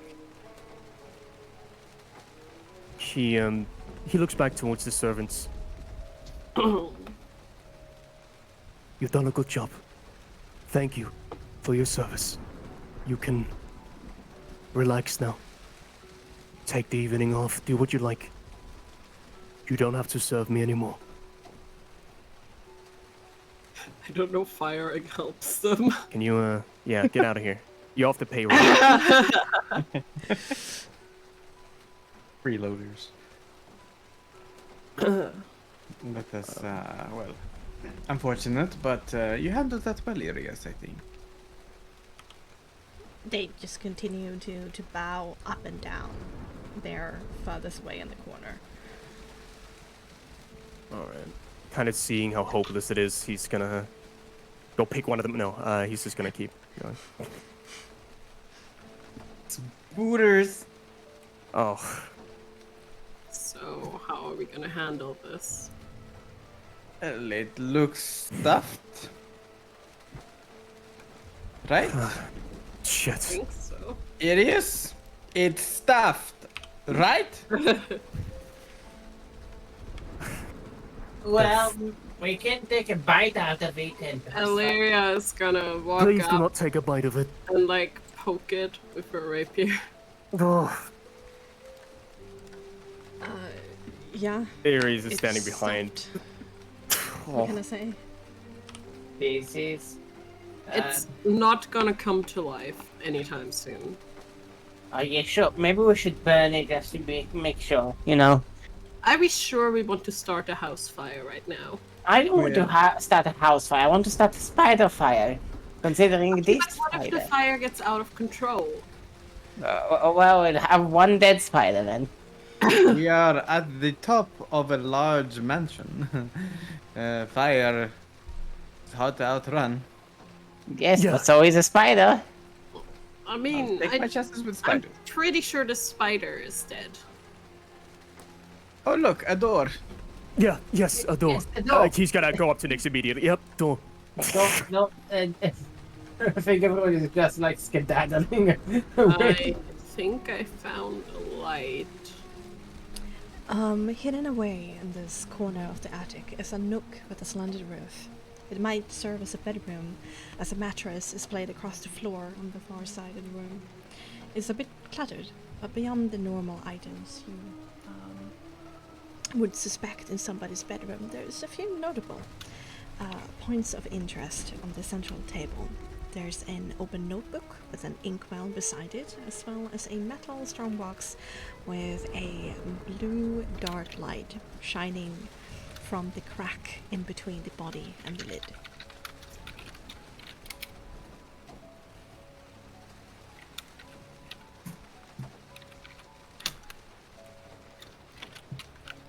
Yes, Aneria, I know you need to talk to your girlfriend, but let's focus up the last 10 minutes. She's gonna head on and kind of wait for the others. It's like, don't call me out like that.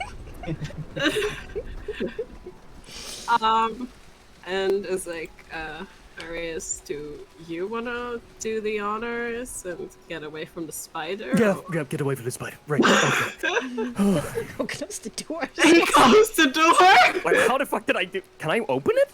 Yeah. Yeah, you can click How? on it. You click can on click it. on it. Oh my god, what a guy. What a guy I am. I made it. Hey, what a guy. He's just shaking off the jitters, just... Alright. And he sort of, looks around his surroundings, sees the table. Right, every time we, touch one of these, something happens. Everybody ready? As ready as we ready. can ever be. Alright. Before he goes over and kind of interacts with the light, he just quickly skims over just the open papers and notes on the table in case there's anything worthwhile.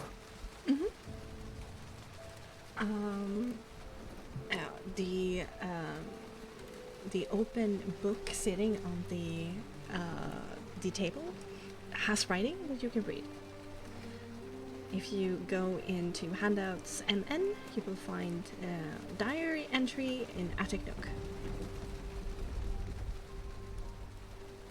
Alright. Okay, reading out loud time. The note reads as follows. It's strange. I gotten used to the comments from passerbyers and allies alike, calling me a construct. I don't take it to heart. I know I'm not the most expressive of the bunch, but somehow I feel myself getting softer the more time I spend around these people. It scares me. I'm not used to feeling this way, and it bothers me, especially when we're out in the field. How can I possibly provide the safety they require when I'm busy thinking about how I feel? Especially around that reckless, muscle-bound moron is Cyril. The other day, they walked in on me changing, acting like nothing was happening. As I promptly pointed it out, they think they can just change the topic and start talking about their stories in battle. Although, I suppose a Cyril can be quite prolific. ... Writing ends there with the last word skewered as if it was written in haste. And as you flip the pages areas for entries before this one, they're blurred before your eyes and you're unable to read them.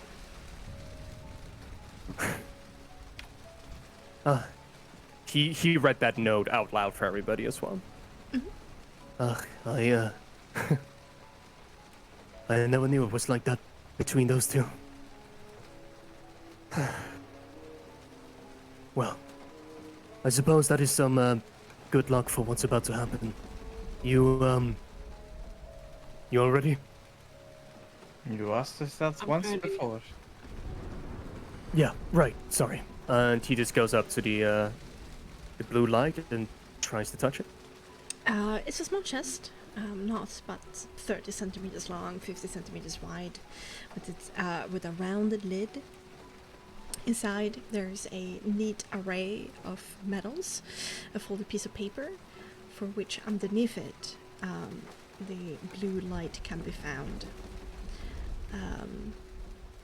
Lifting away the folded parchment that is blocking your view, you gaze upon a consciously tucked away medal. The medal itself is round, made of silver, has what you now recognize as the Feathermore insignia stamped on it, but there's a neat diagonal gash that mars its features. Almost like if somebody took a knife to it and made a harsh line through the gilded work. The dark blue light that it emits soon as you touch it, it levitates up in the air, hovers in the air right in front of your eyes for a second, and then it goes zooming off. And to chase the light once more. Oh, right past the spider. I saw that. Yeah. All right. Time to change the light. He quickly takes the medal, gives it a quick glance, but with the hurry of the light, he just pockets it in his duffel bag, giving the other two a look, and then rushes out, kind of trying to avert his eyes from the spider. Alright. I believe it went through the door, right? Yes. Okay, I wait for everyone to catch up before opening it. What? What? Move. Yep. Spider. Gently vibrating up and down, a concentrated ball of dark blue light hovers over the chessboard in the middle of this room.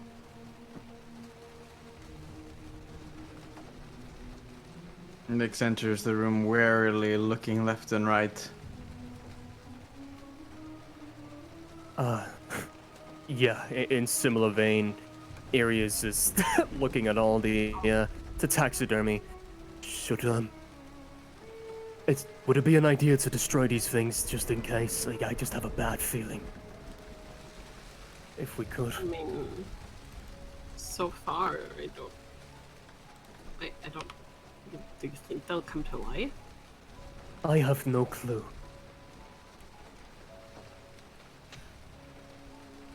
I don't know. Anything could happen if this person you say is strategic. We just have to be one step ahead as much as possible. You're right. The little arm that sticks out is kind of poking Ares in the eye. Ares is just gonna try and test like the tip of the arm and see how easy it is to break. It's surprisingly sturdy, but inanimate. He's gonna try and break the tendril. Just really try and put it in. Oh, okay. Make me a brawn check. Pure brawn. All right, pure brawn. 1 sec. This is the real brawn. Fixed it. Yeah, baby! Oh no! Made of iron. Don't get too jealous now, guys. Come on. Sweat in the forehead.